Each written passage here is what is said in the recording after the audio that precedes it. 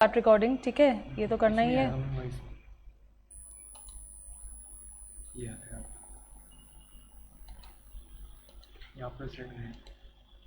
ये वाले ये तो ले ही नहीं रहा, तो ले ही नहीं रहा सर। मैम हो गया। अच्छा उर्वशी आप बोलना भाई, अब आवाज़ आ रही है? Perfect perfect. ओके, आपने डेमो लिया था Urvashi, and when is your attempt बचा? Okay, so we have a lot of time for the May and the September attempters. थोड़ा सा ब्रीफिंग कर लेते हैं, कैसे पढ़ेंगे, क्या फॉर्मेट रहेगा। आज की क्लास लाइट ही रहेगी, फर्स्ट क्लास है, सारा बर्डन फर्स्ट क्लास में नहीं डालना है। थोड़ा सा लिखेंगे, थोड़ा पढ़ेंगे, थोड़ा समझेंगे मैम कैसे पढ़ाती है, मैम का फ्लो क्या है, उस चीज़ को समझेंगे ताकि उसको अडेप्ट कर पाएँ और अच्छे से स्कोर कर पाएँ। ठीक है, तो अपना इंट्रोडक्शन में दे देती हूँ जिनको नहीं मिला है मेरा इंट्रोडक्शन अभी तक। ठीक है, आई एम CA पालकी लांबा, राइट। और हमारा चैप्टर और हमारा पेपर नंबर कौन सा है? 5th, right. ऑडिट है and I will be teaching audit. और ऑडिट में तुम्हें लगता है it's a theory subject, it's not a theory subject.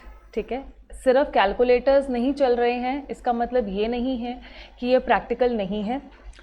It is a subject जहाँ पे सब कुछ हमारे आसपास ही हो रहा है, हमें सिर्फ उसको समझना है।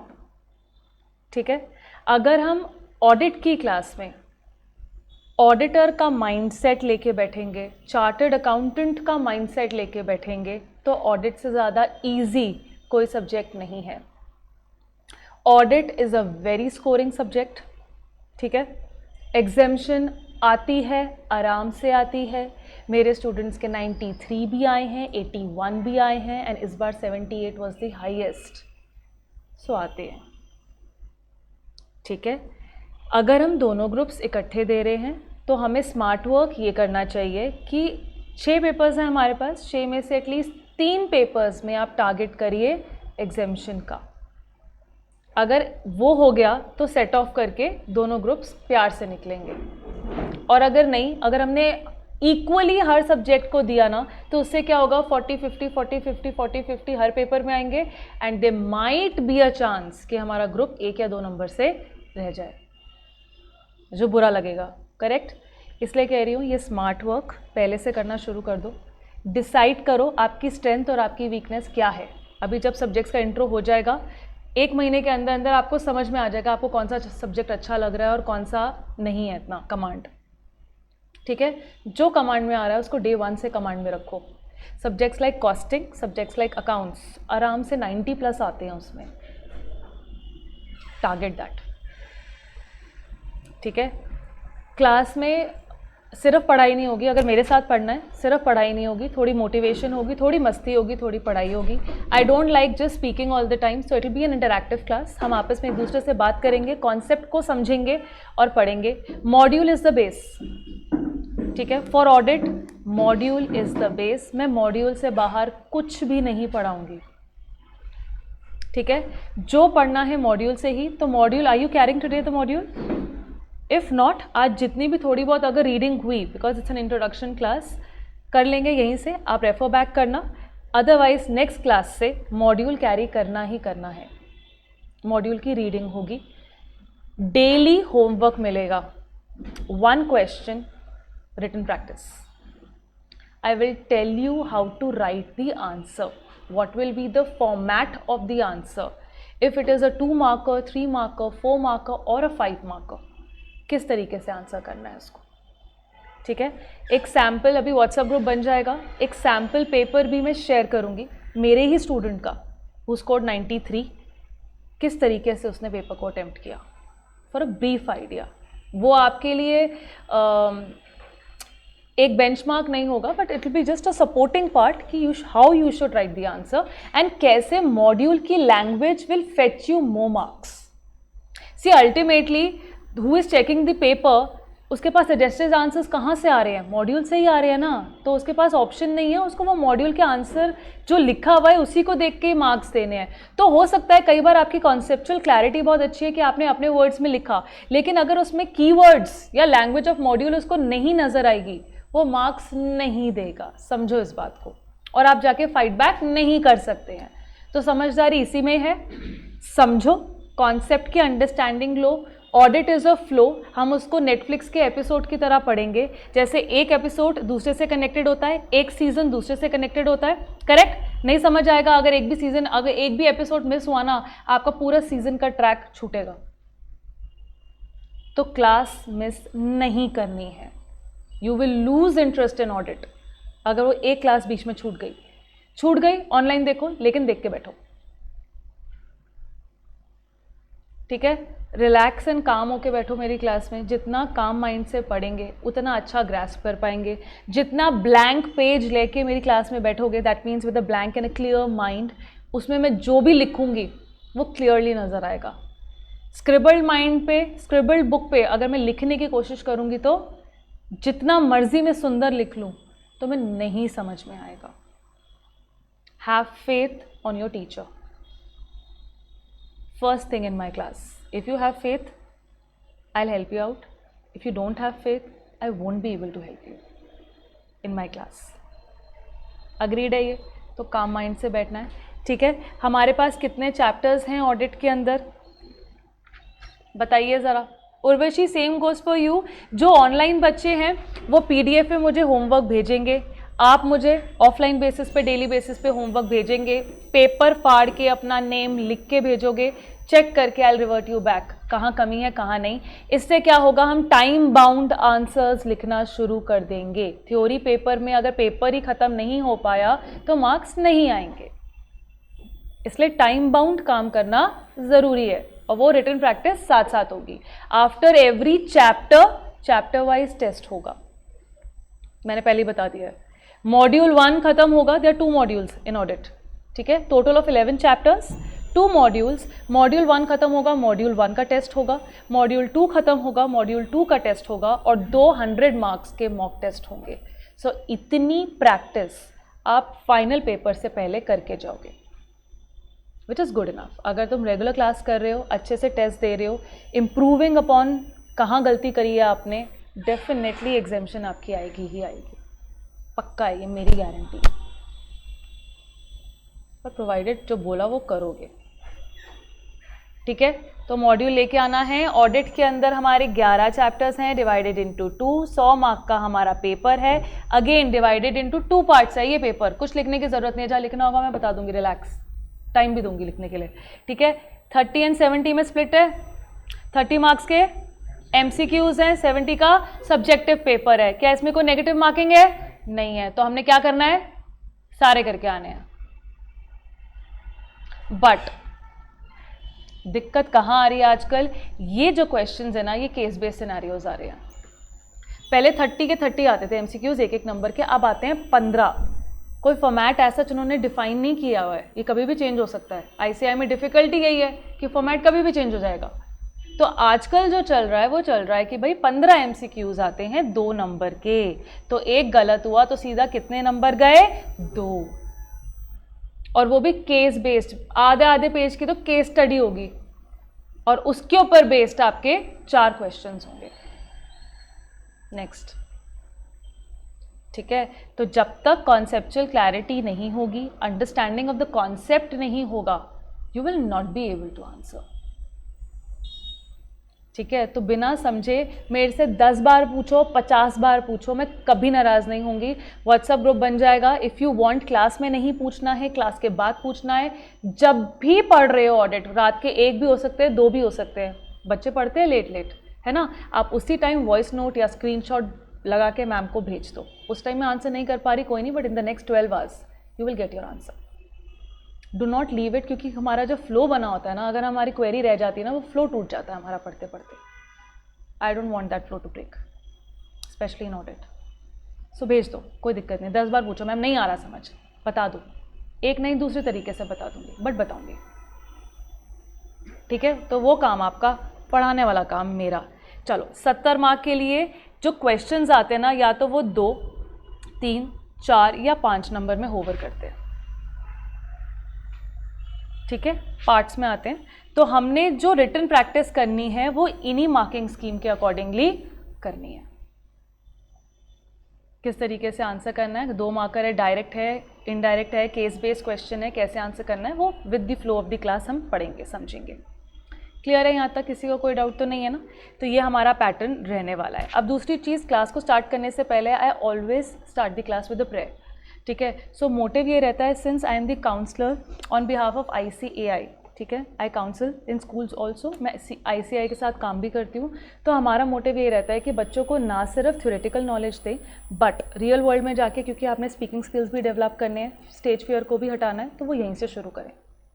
एक तो पॉजिटिव माइंडसेट रहता है क्लास में, ठीक है? प्रेयर से शुरू करेंगे, हाथ जोड़ेंगे, पॉजिटिव वाइब्स रहती है, which is I feel is very very important in the class, ठीक है? तो ये प्रेयर आप लोग करोगे, you will select one person, कोई भी अपने आप में वॉलंटियर कर सकता है, सबकी बारी एक ना एक बार आएगी, ठीक है? कोई भी प्रेयर जो आप घर में बोलते हो डेली बेसिस पे आके आप बोलोगे and we all will follow that, ठीक है? तो ये छोटी सी बात करेंगे हम हमेशा डेली बेसिस में क्लास के अंदर। सेकेंड चीज़ जो डेली बेसिस पे होगी ना, हम एक भजन गाएंगे, वो भजन होता है हमारा स्टैंडर्ड्स ऑन ऑडिटिंग का, ठीक है? वो भजन ही होगा लिटरली, क्योंकि वो डेली बेसिस पे चलेगा। नेम एंड नंबर क्लास में याद करेंगे, एक्स्ट्रा बर्डन नहीं डालेंगे अपने ऊपर। तो बाय द एंड हमारी क्लासेस ओवर हो जाएंगी, हमारे पास स्टैंडर्ड्स के नेम एंड नंबर अच्छे से याद होंगे, ताकि हम केस स्टडीज़ में वो कोट करके आए और करेक्ट कोट करके आए। जब आप आर्टिकलशिप के लिए भी जाएंगे इसके बाद, मोस्टली बच्चा स्टैट ऑडिट में जाता है, ठीक है? तो वो मुझे ये बोलता है मैम बहुत हेल्प मिली, क्योंकि हमें पहले से, क्योंकि वो इंटरव्यू में सबसे पहली चीज़ तुम्हें स्टैंडर्ड्स पूछते हैं, नेम एंड नंबर, रिपोर्टिंग के कितने स्टैंडर्ड से बताइए, नेम एंड नंबर। तो आपके टिप्स पे जब ये चीज़ होगी, it will help you out later also, because ultimately जो भी आप इंटर में पढ़ोगे, एक्चुअल CA की पढ़ाई यहीं से शुरू होती है, जो आपके प्रैक्टिकल वर्ल्ड में कनेक्ट करेगी। कोई भी ऐसा सब्जेक्ट नहीं है जो प्रैक्टिकल वर्ल्ड में कनेक्ट नहीं हो रहा है अब। तो सारे सब्जेक्ट्स को जितने ध्यान से पढ़ोगे उतना मजा आएगा उसको पढ़ने के अंदर, ठीक है? चलो अब हम आते हैं आज की प्रेयर के लिए। आज की प्रेयर कौन स्टार्ट कर रहा है? Who is volunteering? सिंस मुझे नाम नहीं पता है, अभी धीरे धीरे पता लग जाएंगे, एक टेस्ट लूंगी मुझे नाम पता लग जाएंगे, है ना? तो कौन कर रहा है? अपने आप से वॉलंटियर कर लो, अपने आप से कर लो ना। गायत्री मंत्र बोल दो, कुछ भी बोल दो, व्हाटएवर यू लाइक। यू से इट ऑन डेली बेसिस और you don't do it. Ma'am हम नास्तिक हैं, इज इट? नहीं, आस्तिक है, मोस्ट ऑफ यू आर आस्तिक, है ना? भगवान में हम भरोसा तो रखते ही है, नैया वही पार करवाएंगे, मेहनत भी वही करवाएंगे, है कि नहीं है? तो कुछ तो बोलते होंगे सुबह, हे भगवान मेरी नैया पार करा देना, मेरे को सद्बुद्धि दे देना, है कि नहीं है? तो आओ बोलो, चलो आओ। उर्वशी तब तक राज्य, आपको कोई डाउट है तो बताना, ठीक है? हाँ जी, आ जाओ जल्दी आ जाओ। Who is volunteering? जल्दी जल्दी। गायत्री मंत्र किसको आता है? ये भी नहीं, यू कम। तो अपने आप करोगे ना, and he will select the next person, जो करेगा, जो आएगा वो अगला सिलेक्ट करेगा, ठीक है? ऐसे स्टैंडर्ड्स भी रिवाइज करेंगे, और जो बड़े चैप्टर्स है ना, उसमें भी मैं तुम्हें एलोकेट कर दूंगी पार्ट्स याद करके बोलने के लिए, ताकि तुम साथ साथ चैप्टर्स को भी याद कर लो। This is how you gonna do it, ठीक है? और सो स्टेज फियर, अभी तो 5-6 लोग हो, सोचो बोलने में झिझक रहे हो, और यही बोर्ड मीटिंग में जब तुम जाओगे, ठीक है, ओबराय होटल्स की, ताज होटल्स की, नेस्ले की, डू यू थिंक तुम इतनी सारी गैदरिंग को एड्रेस कर पाओगे? करना है ना, उस लेवल पे जाना है ना, वो पैसे कमाने हैं ना, उसके लिए तो करना पड़ेगा भैया अपनी पर्सनैलिटी को डेवलप, राइट? चलिए शुरू करिए। विदुर्वरेण्यं भर्गो देवस्य धीमहि धियो यो नः प्रचोदयात्। ॐ भूर्भुवः स्वः तत्सवितुर्वरेण्यं भर्गो देवस्य धीमहि धियो यो नः प्रचोदयात्। गुड। अगला कौन होगा? You're going to do it in the next class, okay? जो तुम्हारा मन करे, whatever you feel like, you can do it. And अगर तुम उसका significance बता पाओ तो और भी अच्छा है कि वो क्यों है, ठीक है? हम इस चीज़ को क्यों करते हैं। बीच बीच में मेरा भी जाग गया कुछ, तो मैं भी तुम्हें बता दूंगी कि भाई ऐसा क्यों है, क्या है, किस लिए है। सो विद क्लास ही करेंगे, ठीक है जी? चलिए करते हैं हम ऑडिट को शुरू। ऑडिट के अंदर 2 नोटबुक्स कैरी करेंगे हम लोग, one is for the notes and the other is for the standards, ठीक है? स्टैंडर्ड्स के लिए अलग रजिस्टर मेंटेन करेंगे, थोड़ा पतला रजिस्टर भी चलेगा, कोई दिक्कत नहीं है। और उस रजिस्टर को ऐसा नहीं है इंटर क्लियर हो गया तो नहीं, वो आपके फाइनल में भी उतने ही मदद करेगा, बिकॉज यही कंटिन्यूएशन फाइनल में भी जाने वाली है, ठीक है? सो दी स्टैंडर्ड्स जो हम बनाएंगे, फ्लो चार्ट्स बनाएंगे हम स्टैंडर्ड्स के अंदर मैक्सिमम, वो आपको लास्ट डे की 1.5 डे की रिवीजन में बहुत मदद करेगा, ठीक है? 2 से 3 कलर के पेन्स कोशिश करना क्लास के अंदर रखो, क्योंकि जितने कलरफुल हमारे नोट्स होंगे वो एक दिन के अंदर रिवाइज करने में उतना ही ईजी होगा हमारे लिए. Sometimes we don't remember any concept in the paper. हम आंखें बंद करते हैं, हमें याद आता है यार हमने उस पेज पे ना इसका ऐसा गोला स्टार मार्क करा था, अच्छा ऐसा कुछ लिखा था. It is easy for you to recapitulate and remember. इसलिए जितने नोट्स को कलरफुल बना सकते हो बनाने की कोशिश करना. मैं प्रिंट आउट भी दे सकती थी इसका, अपना काम आसान कर सकती थी, मेरे लेक्चर्स कम लगते, बट मैंने नहीं किया है ऐसे. मैं लिखवा रही हूँ क्लास में, उसका रीज़न है. एक तो नोट्स बनाना सीखोगे, फाइनल में मदद मिलेगी नोट्स कैसे बनते हैं, ठीक है. दूसरा, जब हम लिखते हैं ना तो एक बार रीड करके समझ के लिखते हैं, तो एक हमारा समझना वहीं हो जाता है. इसीलिए हम हर एक चीज़ को लिखने की कोशिश करेंगे, ठीक है. मॉड्यूल अगली क्लास से लाएंगे, 2 रजिस्टर्स करेंगे. इस चैप्टर में मैं स्टैंडर्ड्स शुरू नहीं कराती हूँ usually in the first chapter, उसके बाद होता है, तो you have time for the second register, देख लेना, ठीक है. चलिए चैप्टर 1 का नाम लिखिए अपने नोट्स वाले में. You carrying a resistor everybody? एक रजिस्टर सभी कैरी कर रहे हैं. चलो नाम लिखो, नेचर, ऑब्जेक्टिव. मेरी हैंड राइटिंग गंदी है, थोड़े टाइम में समझ जाओगे, नहीं समझ में आए तो पूछ लेना, शॉर्टकट्स भी बहुत यूज़ करती हूँ मैं, ठीक है जी. And scope of audit.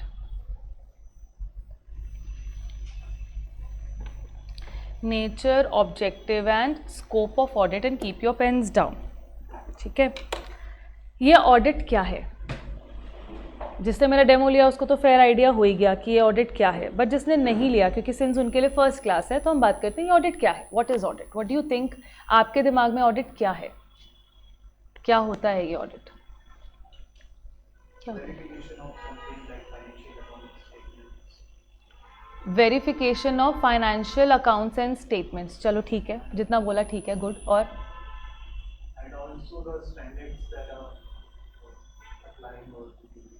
Standards कौन अप्लाई कर रहा है? हम लोग अप्लाई कर रहे हैं, तो ये स्टैंडर्ड्स कौन बना रहा है? ऑडिटर या management? There 2 parties involve in audit. एक क्लाइंट हुआ जिसका ऑडिट कर रहे हैं, जिसको मैनेजमेंट बोलेंगे या एंटिटी बोलेंगे, और एक आपो being the auditor, correct. So who is making the standards? Management is making the standards. ICAI is making, तो फिर तो वो CA के लिए होना चाहिए, वो मैनेजमेंट के लिए क्यों होगा? सोचो, है ना. स्टैंडर्ड्स तो हैं, बट थोड़ा सा ट्रैक रिफाइनमेंट चाहिए. जितना बोला कोशिश गुड है, अच्छी है. और बताओ और क्या कर रहा है ये ऑडिटर? क्या है ये ऑडिट? क्या बला है जो हम पढ़ने वाले हैं? 2 मॉड्यूल्स हैं, 11 चैप्टर है, फाइनल में 19 चैप्टर होंगे, 3 मॉड्यूल्स में चला जाएगा. ये क्या पढ़ रहे हैं ऐसा? ठीक है, टैक्स या फ्रॉड कर रहा है तो उसको देखने के लिए है audit. Okay, very good, very good. Members को बताना. क्या कंपनी के बारे में मेंबर्स को क्या बताना? ठीक है, बताना. क्या बताना? वैसा क्या? क्या कोशिश करो. कम्युनिकेशन ऑफ फाइनेंशियल स्टेटमेंट्स, की जो फाइनेंशियल स्टेटमेंट्स बनी है वो ठीक है कि नहीं है, ठीक है. और ऐसा क्या कर रहा है ऑडिटर? हम पैसा कमाते हैं CA बन के, अल्टीमेटली इसी के लिए इतनी मेहनत कर रहे हैं ना मैम, पैसा कमाना है. तो तुम्हें क्या लगता है CA ऐसा क्या करता है जिसके लिए इतना तगड़ा पैसा कमाता है? मैक्सिमम चीज़ क्या करता है? ऑडिट. एक काम करो, गूगल चाचा खोलो. सबके पास गूगल चाचा है ना.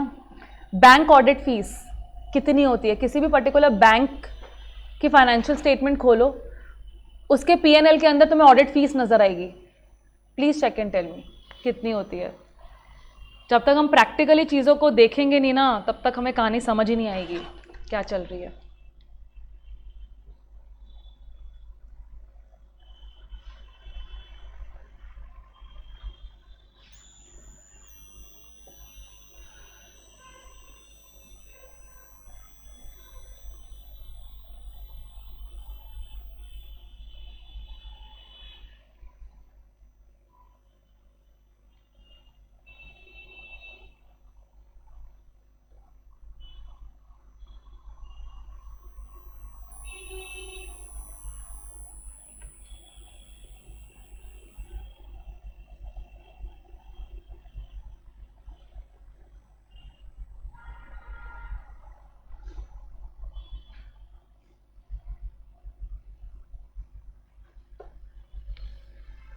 मिली? 9 to 10 lakhs। और HDFC वगैरह बैंक की देखी है आपने? किसकी देखी थी? कौन सा बैंक था ये? जनरल। और देखो it is not in lakhs and it goes in crores also in a good big bank. Bank audit fees सीधा डालो कितनी होती है CA की, it's in crores, it's not even in lakhs. So 9 से 10 लाख भी अगर हम बात करें, 10 lakh from one client, one bank is one client for us. सोचो कि अगर ऐसे 20 क्लाइंट तुम्हारे हो गए और पूरे साल के नहीं, तुम अच्छा अभी लॉ शुरू नहीं किया ना तुमने, अभी कंपनी ऑडिट पढ़ा ही नहीं है तुमने, ceilings on the number of audit पता ही नहीं है कि कितने ऑडिट एक ऑडिटर एक टाइम पे ले सकता है। बड़ी कंपनीज़ की अगर हम बात करें तो एक टाइम पे एक CA एक ऑडिटर 20 क्लाइंट उठा सकता है एक टाइम पे, और जैसे वो क्लाइंट का काम खत्म हुआ नेक्स्ट आ जाएगा। छोटे मोटे तो अनलिमिटेड है, जितने मर्जी उठाओ। तो तुम देख सकते हो ऑडिट के अंदर अभी तो ये एक तरीके का काम है जो हम एज अ CA कर रहे हैं, कितना पैसा है। ठीक है, नरेंद्र मोदी जी ने क्या बोला था? मेरे सिग्नेचर से भी ज़्यादा पावरफुल CA का सिग्नेचर है। तो वो ऐसा क्या कर रहा है, कहाँ साइन कर रहा है भाई? ऑडिट रिपोर्ट पे, क्योंकि पूरे इंडिया में सिर्फ और सिर्फ एक CA ही है जो कंपनी की ऑडिट रिपोर्ट पे साइन कर सकता है और कोई नहीं कर सकता। बट ये ऑडिट रिपोर्ट है क्या?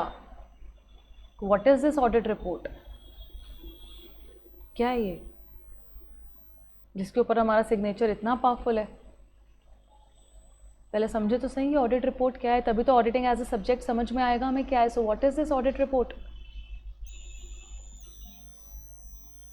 जो ऑडिटर डिस्क्लोज करता है अपनी रिपोर्ट के अंदर कि मुझे किस चीज़ की क्या मैं चेक करेगा और मेरा क्या पॉइंट ऑफ व्यू है, क्या स्टडी पे कंपनी का भी स्टैंड क्या है। ठीक है, और कुछ? ठीक है, जितना बोला करेक्ट है। कंपनी जो कंपनी एक्ट जो लॉज है वो फॉलो कर रहा है नहीं, या फिर टैक्स ऑडिट से टैक्स कैलकुलेट नहीं कर रहा है, और अकाउंटिंग स्टैंडर्ड फॉलो कर रहा है, ये सारी चीज़ें वो देखता है और फिर उसके अकॉर्डिंग पॉइंट आउट करता है। ठीक है, और so basically it is the evaluation of the company. जैसे मैंने डेमो की क्लास में बोला था कि आपकी मार्क्स स्कूल में कैसे आए, आपके कौन सा सब्जेक्ट बहुत अच्छा था, कौन सा सब्जेक्ट आपका वीक था, आप कहाँ पे ज़्यादा शैतानियाँ करते हो, आपने कौन सा गलत काम किया था क्लास के अंदर, या कौन सी आपकी बुरी आदतें हैं, इसकी वैल्यूएशन आपके पेरेंट्स को कहाँ पता लगती है?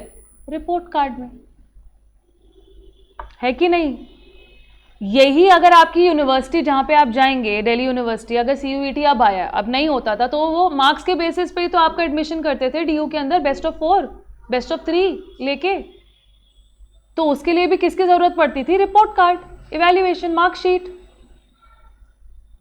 करेक्ट। अब ये जो मार्कशीट बनती है, अगर इसका कोई स्टैंडर्डाइज फॉर्मेट होगा तब भी वो यूनिवर्सल बेसिस पे यूज हो सकती है, अदरवाइज नहीं।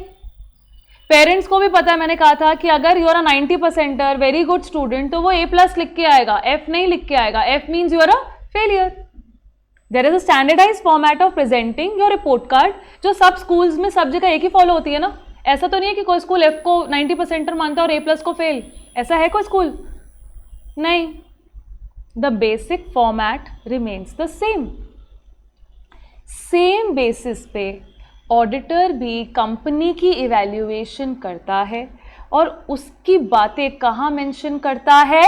ऑडिट रिपोर्ट में। उस ऑडिट रिपोर्ट का आपको नहीं लगता कोई स्टैंडर्डाइज फॉर्मेट होना चाहिए, ताकि कोई भी उसको पढ़े तो उसको बेसिक अंडरस्टैंडिंग एंड नॉलेज आए जो ऑडिटर कम्युनिकेट करना चाहता है। सोचो ऑडिटर उसमें स्लैंग्स लिखे, चलेगा? कितना डिसरिस्पेक्टफुल हो गया ना। He so stupid, he so mad, he doesn't know this. You can't write such languages ना। You have to be formal enough. There is a way of presenting. और वो guidelines कैसे present करना है हमें कौन बताता है? ICAI।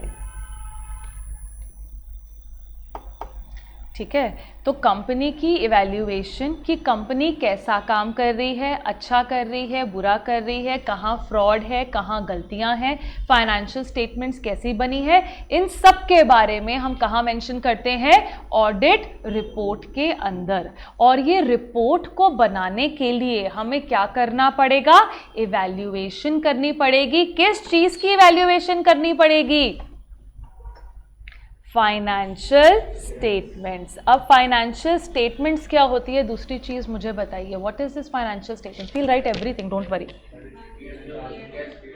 इसके अंदर क्या आता है, P&L आता है, बैलेंस शीट आती है, और कैश फ्लो और नोट्स टू अकाउंट्स। किसी को दिक्कत यहाँ तक? क्या इसमें ट्रायल बैलेंस आता है, क्या इसमें जर्नल एंट्री आती है, क्या इसमें लेजर पोस्टिंग आती है? क्यों?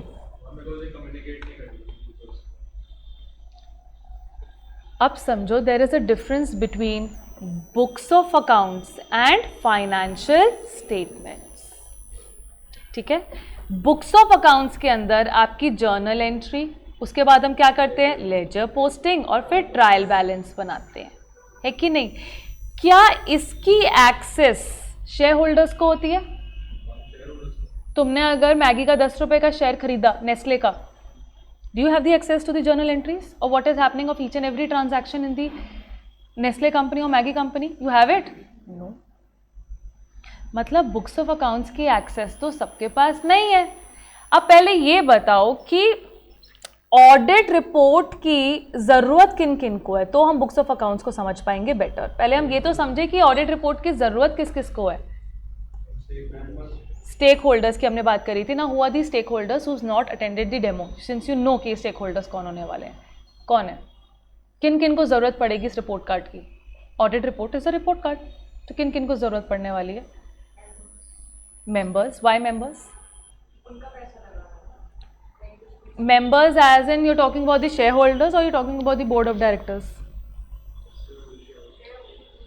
शेयर होल्डर्स, क्योंकि उनका पैसा लगा है तो उनके लिए जानना जरूरी है भी कंपनी क्या कर रही है, फ्रॉड तो नहीं कर रही है, गोइंग कंसर्न पे क्वेश्चन मार्क तो नहीं आ रहा है, चलेगी नहीं चलेगी, मेरे को डिविडेंड मिलेगा या नहीं मिलेगा, so we can say shareholders. Okay, और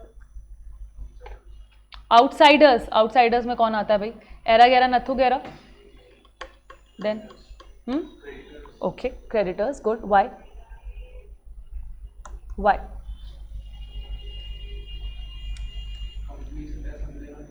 माल दिया अपना, पैसा तो चाहिए, तो उसके लिए एक्सीलेंट। बैंक, क्यों बैंक?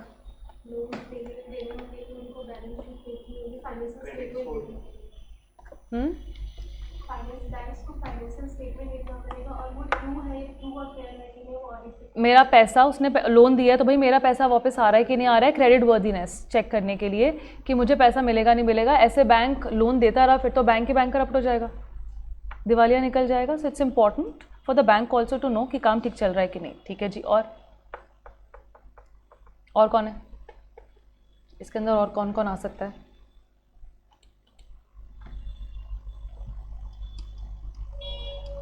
बहुत लोग हैं अभी तो। हाँ सही बोल रहे हो, एक्सीलेंट। गवर्नमेंट, क्यों?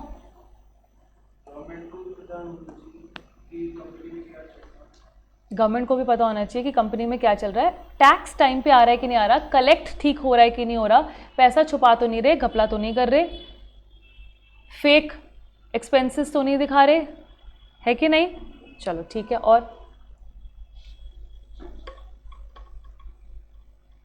मैंने बताया था आप जिस कंपनी के अंदर काम करोगे, एम्प्लॉयज़, क्या आपके लिए जानना ज़रूरी नहीं है कि मेरी कंपनी कैसा काम कर रही है? अच्छा करेगी तो मेरे को अप्रेजल मिलेगा, मेरी सैलरी बढ़ेगी, और नहीं तो मेरे को तो नौकरी से निकाल देंगे, है ना? सो एम्प्लॉयज़ के लिए भी जानना ज़रूरी है बहुत। क्या मैनेजमेंट के खुद के लिए जानना ज़रूरी नहीं है? Board of directors, owners, for decision making, expand करना है, नई ब्रांच खोलनी है, मर्ज करना है, शट डाउन करना है, नई प्रोडक्ट लाइन पे एक्सपेरिमेंट करना है, कैसे पता लगेगा जब तक उनको ही नहीं पता लग रहा कि उनकी कंपनी में क्या काम चल रहा है?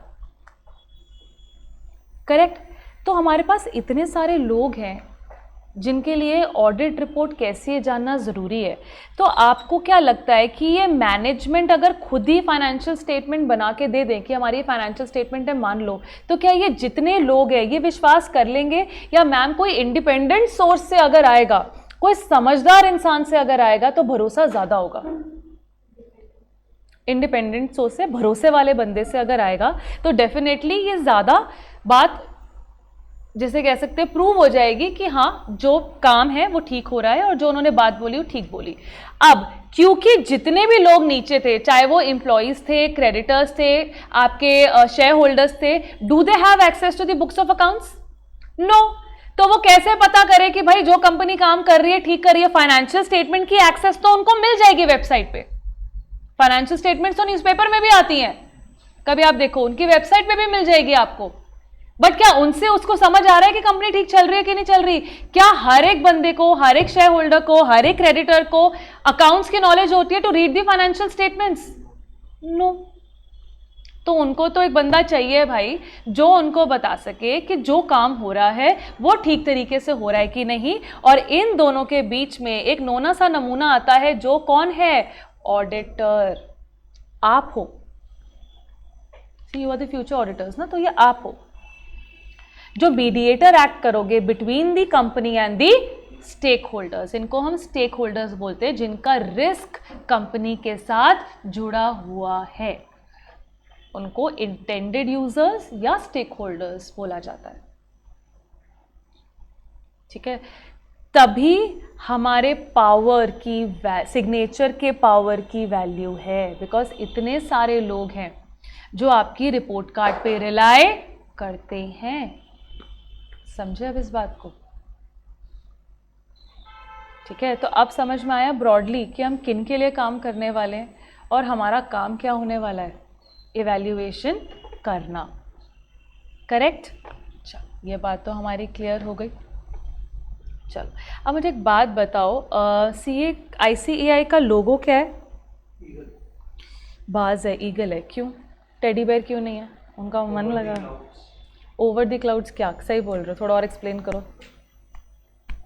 उसका लोगो नीचे देखा किसी ने क्या लिखा है? उसके जो लोगो बना होता है उसमें ना संस्कृत में कुछ लिखा हुआ है। गूगल करो करो करो। CA के बच्चों, आज बात किसी ने तुमसे पूछा, शर्म आनी चाहिए, तुम्हें नहीं पता होगा तो ये बात। CA कर रहे हैं हम। चलो जल्दी बताओ क्यों है? इसका रीजन है। Everything happens for a reason.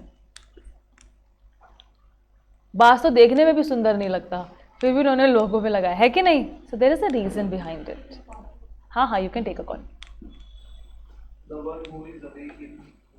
Yes, वो उसका मीनिंग है, बट लिखा क्या हुआ है? दैट इज रिटन येषु सप्तेषु जागृति। ठीक है, उपनिषद से लाइन ली हुई है, येषु सप्तेषु जागृति। जब सब सो रहे होते हैं तो कौन जाग रहा होता है?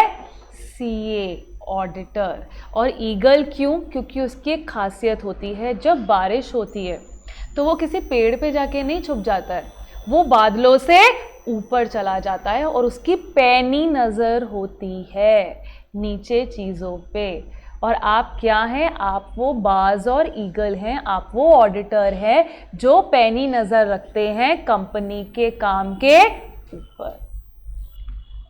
ठीक है, तो ये आप ऑडिटर के लिए ही वो लोगो है और वो लाइन है। समझो इस बात को, this is for the auditor only. And आपका जो ब्रेड बटर बनने वाला है ना, मैक्सिमम बच्चों का, स्पेशली जो अपनी फर्म खोलने वाले हैं आगे जाके, अगर तुम्हारा मन हो, इंटर में तुम्हें समझ में आ जाएगा आर्टिकलशिप से पहले कि भाई मैं अपनी फर्म करना चाहता हूँ या मैं किसी बिग 4 में या कंपनी में काम करना चाहता हूँ। That will be your call entirely. अगर आप अपनी फर्म खोलना चाह रहे होंगे तो मैक्सिमम ब्रेड एंड बटर आपका जो आने वाला है ना, वो ऑडिट से आने वाला है। इसलिए CA के लिए ऑडिटर या ऑडिटिंग बहुत ज़रूरी है। समझ में आया थोड़ा सा बेस क्या है? ठीक है, now auditing word comes from the Latin word O'Dwyer. Audio, audio means सुनना। ठीक है, तो पहले ज़माने में ना लिखने का काम होता नहीं था, वो सुन के ही आइडेंटिफाई करते थे कि चीज़ें सही चल रही हैं कि नहीं चल रही हैं। करेक्ट? इसलिए it comes from the word ओडायर विच मीन्स टू हियर। ठीक है, एक लाइन इतनी लिखो, फिर हम ऑडिट की डेफिनेशन लिख के उसको समझेंगे और आज की क्लास के एंड तक कुछ बच्चों को शायद याद भी हो गई होगी पिछली क्लास से, बट जिसको नहीं हुई उसको आज की क्लास में याद हो जाएगी। ठीक है, चलिए लिखिए, audit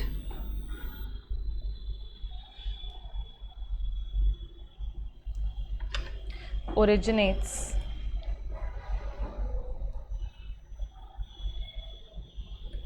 from the Latin word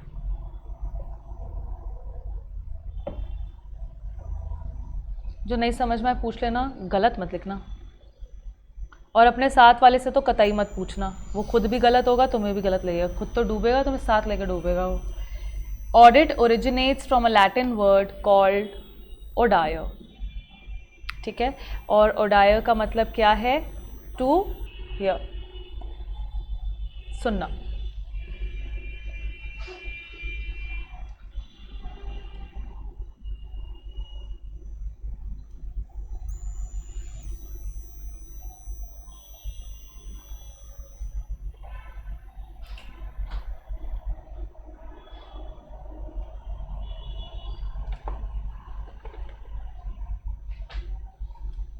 चल अब डेफिनेशन लिखो और डेफिनेशन लिख के उसको समझेंगे। ऑडिट की डेफिनेशन क्या है, ठीक है, लिखो। Audit is independent examination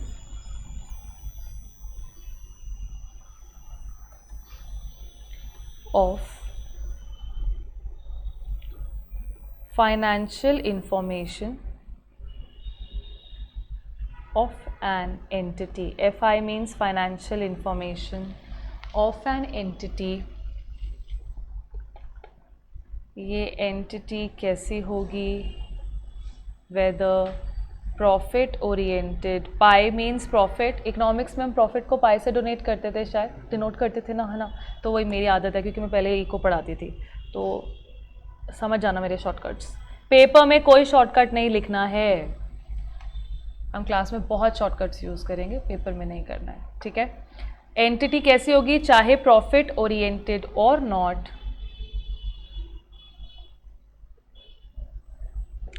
irrespective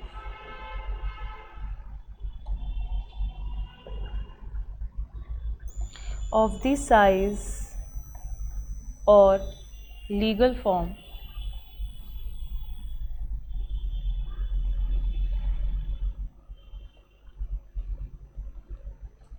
example partnership,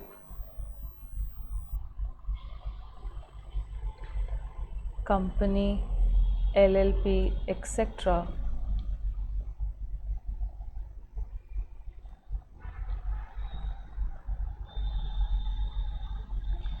Conducted with a view to express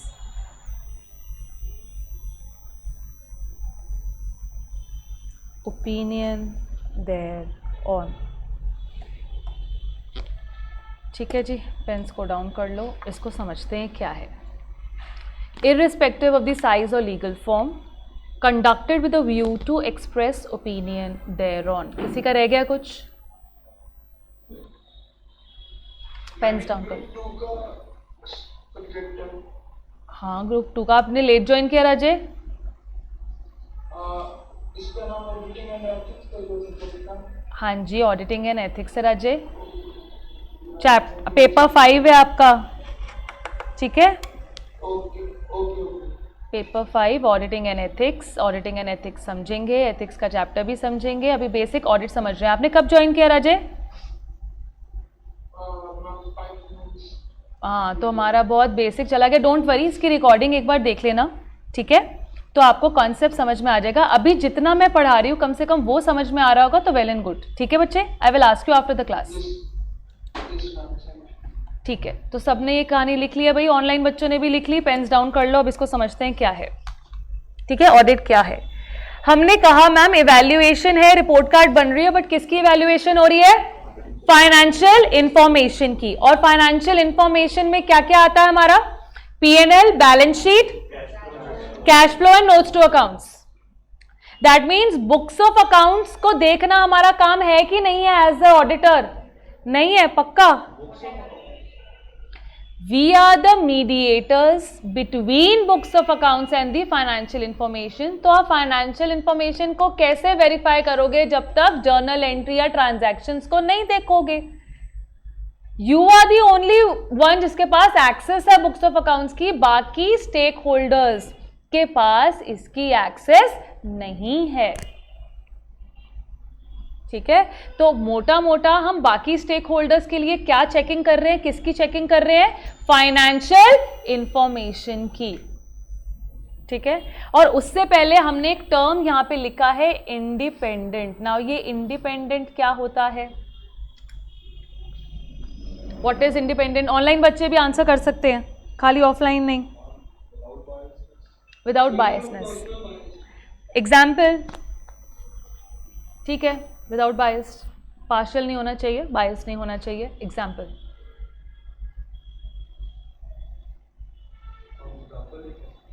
हाँ एग्जाम्पल बताओ कि वो बायस ना हो, अनबायस्ड हो, कैसे, क्या इंडिपेंडेंट का एग्जाम्पल?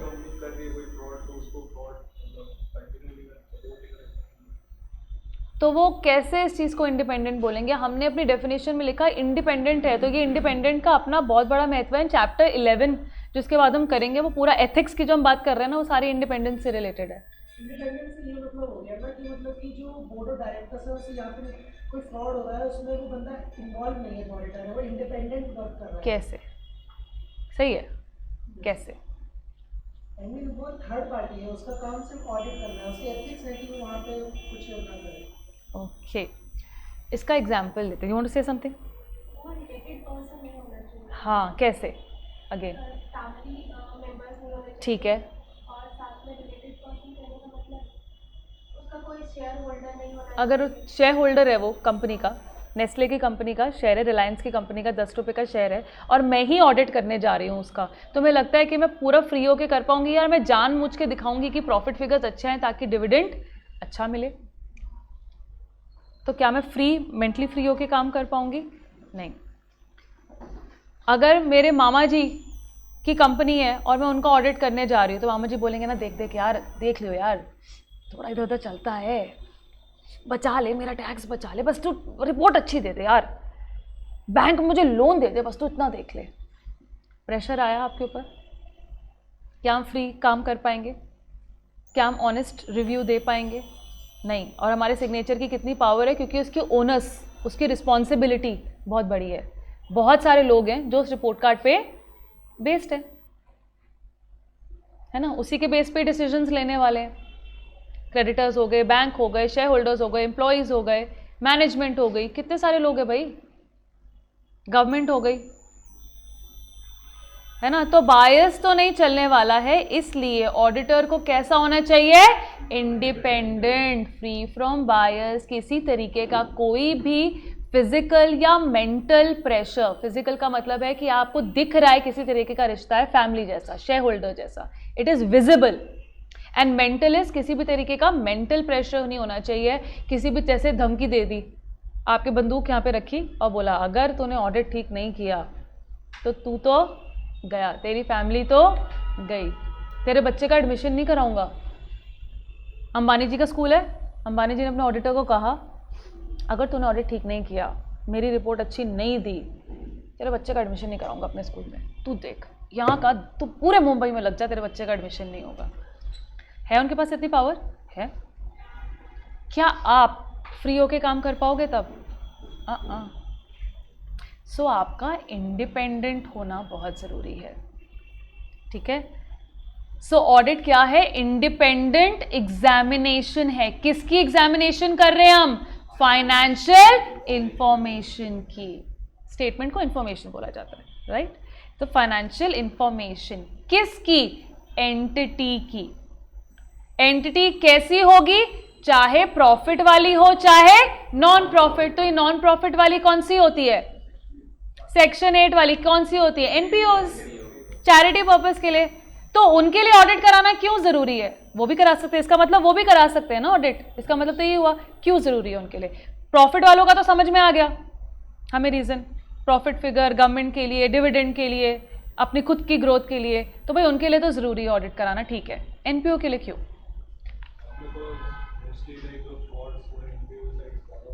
फ्रॉड वगैरह डिटेक्ट करने के लिए, अगेन ओके, ठीक है। और कोई भी डोनेशन जो मिलती है वो उसको गलत यूज ना गलत यूज ना करें। अगर आप 10 लाख रुपए डोनेशन दे रहे हो किसी पर्टिकुलर एनजीओ को, आप चाहते हो वो ह्यूमन ट्रैफिकिंग पे उसको लगा लें। कितना क्राइम पेट्रोल देखते हैं हम, कितने सारे केसेस होते हैं, प्रैक्टिकली बता रही हो ना।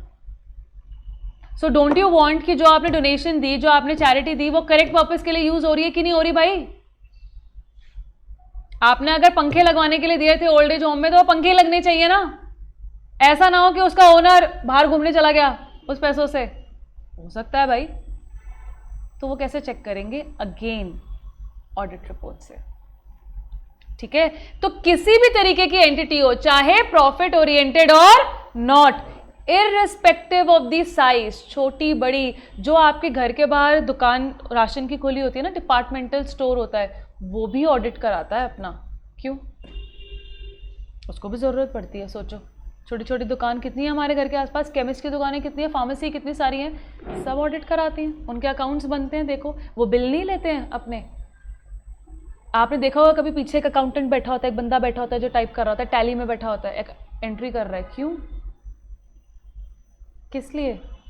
उनको क्या ज़रूरत हो? तो छोटी सी फॉर्म है भाई। किसी का बिजनेस है यहाँ पे, किसी के पापा का, किस चीज़ का?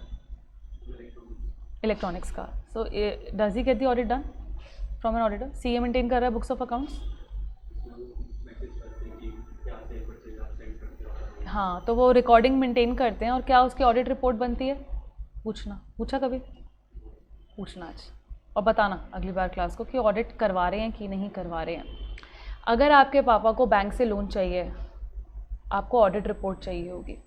हम गाड़ी लेने जाते हैं, स्कूटी गाड़ी किसी ने कभी खरीदी है, लोन पे उठाई है। आजकल वैसे भी कैश डाउन पे कुछ नहीं मिलता। आप गाड़ी लेने जाओगे ना, आप कैश देके गाड़ी नहीं उठा सकते हो, पता है। पहले तो ब्लैक का पैसा कमाते थे बिजनेसमैन, है ना, प्रॉफिट आया उससे गाड़ी उठा ली। अब नहीं कर सकते। 2 लाख से ज़्यादा आप कैश डाउन नहीं दे सकते। अगर आपको पूरी कैश में लेनी है तो आपको बैंक के थ्रू आरटीजीएस कराना पड़ेगा। पैसे जेब से निकाल के गाड़ी नहीं खरीद सकते हैं, ब्लैक मनी को कर्ब करने के लिए ये, ठीक है। तो अगर आपको बैंक से लोन उठाना है ना, तो बैंक कहेगा पिछले 3 साल की आईटीआर लेके आओ अपनी। पहले तो देखो भाई तुम्हारी हैसियत है लोन उठाने की कि नहीं है, ठीक है। और आईटीआर लाने के लिए, इंडिविजुअल के लिए तो आईटीआर चल जाएगा, कंपनी के लिए वो बोलेगा अपनी ऑडिट रिपोर्ट लेके आओ, पहले जाओ साइन करके लेके आओ, अपनी फाइनेंशियल्स को साइन करवाओ कि ये जो फाइनेंशियल्स बनी है ये सही है कि नहीं है। आपकी रिपोर्ट कार्ड भी तो वैलिडेट होती है ना प्रिंसिपल से, तभी तो पेरेंट्स बिलीव करते हैं। अगर वो साइन ही ना हो तो पेरेंट्स भी बिलीव नहीं करेंगे, बोलेंगे जाओ भैया, तो रिपोर्ट कार्ड टीचर ने नहीं साइन करी, प्रिंसिपल ने नहीं साइन करी, क्या फ़ायदा, तुम कुछ भी बना के ले आओगे बाहर से। तो वैलिडेशन ज़रूरी है।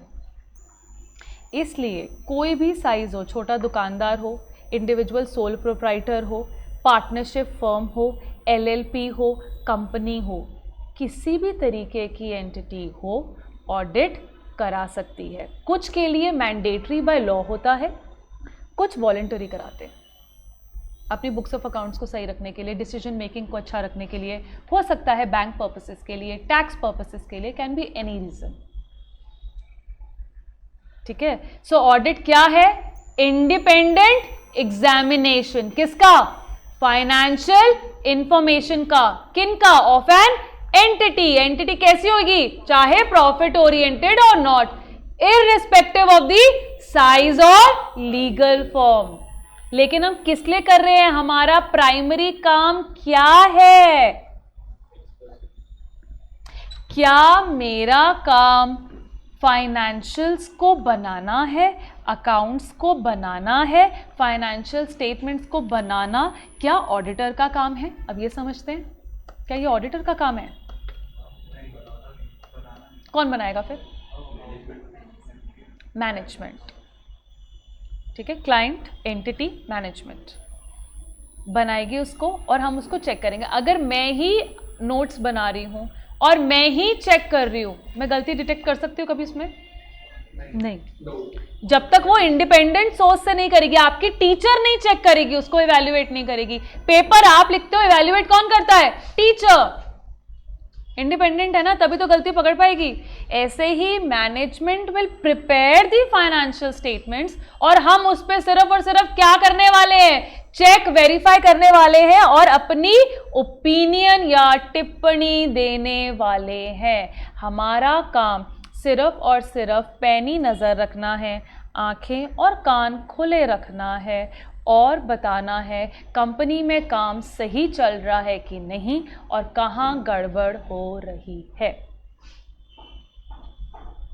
समझ में आया? सो हमारा प्राइमरी काम क्या है? ओपिनियन देना। फाइनेंशियल स्टेटमेंट्स को बनाना हमारा काम नहीं है, हमारा काम टिप्पणी या ओपिनियन देना है। और उस ओपिनियन को देने के लिए हमें क्या क्या काम करने हैं? फाइनेंशियल स्टेटमेंट्स को एग्जामिन करना है, वेरीफाई करना है, ट्रांजैक्शंस देखने हैं, या और क्या काम करना है वो हम ऑडिट में पढ़ेंगे। समझ में आई इतनी बात? तो अब डेफिनेशन को दोबारा देखें कि हमें वो पूरी डेफिनेशन समझ में आई, याद हो रही है कि नहीं। ऑडिट क्या है? Audit is independent examination of financial information of what? Of an entity. Entity कैसी होगी? वेदर और not, irrespective of the size और द लीगल फॉर्म। और किस लिए कर रहे हैं हम? खत्म, दैट इज ऑडिट। यही तो लिखा हमने अभी। समझ में आई? अब हम लिख लेते हैं difference between books of accounts and financial information, जो हमने समझा था। ठीक है, ऑनलाइन बच्चों समझ में आ रही है? जिन्होंने लेट ज्वाइन किया उनको भी आ रही है कि नहीं? चलिए फिर लिखना शुरू करिए। नेक्स्ट क्वेश्चन लिखिए, what are the financial statements?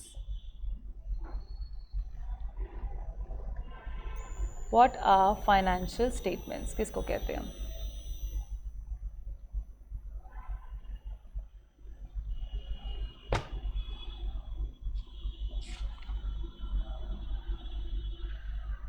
ठीक है,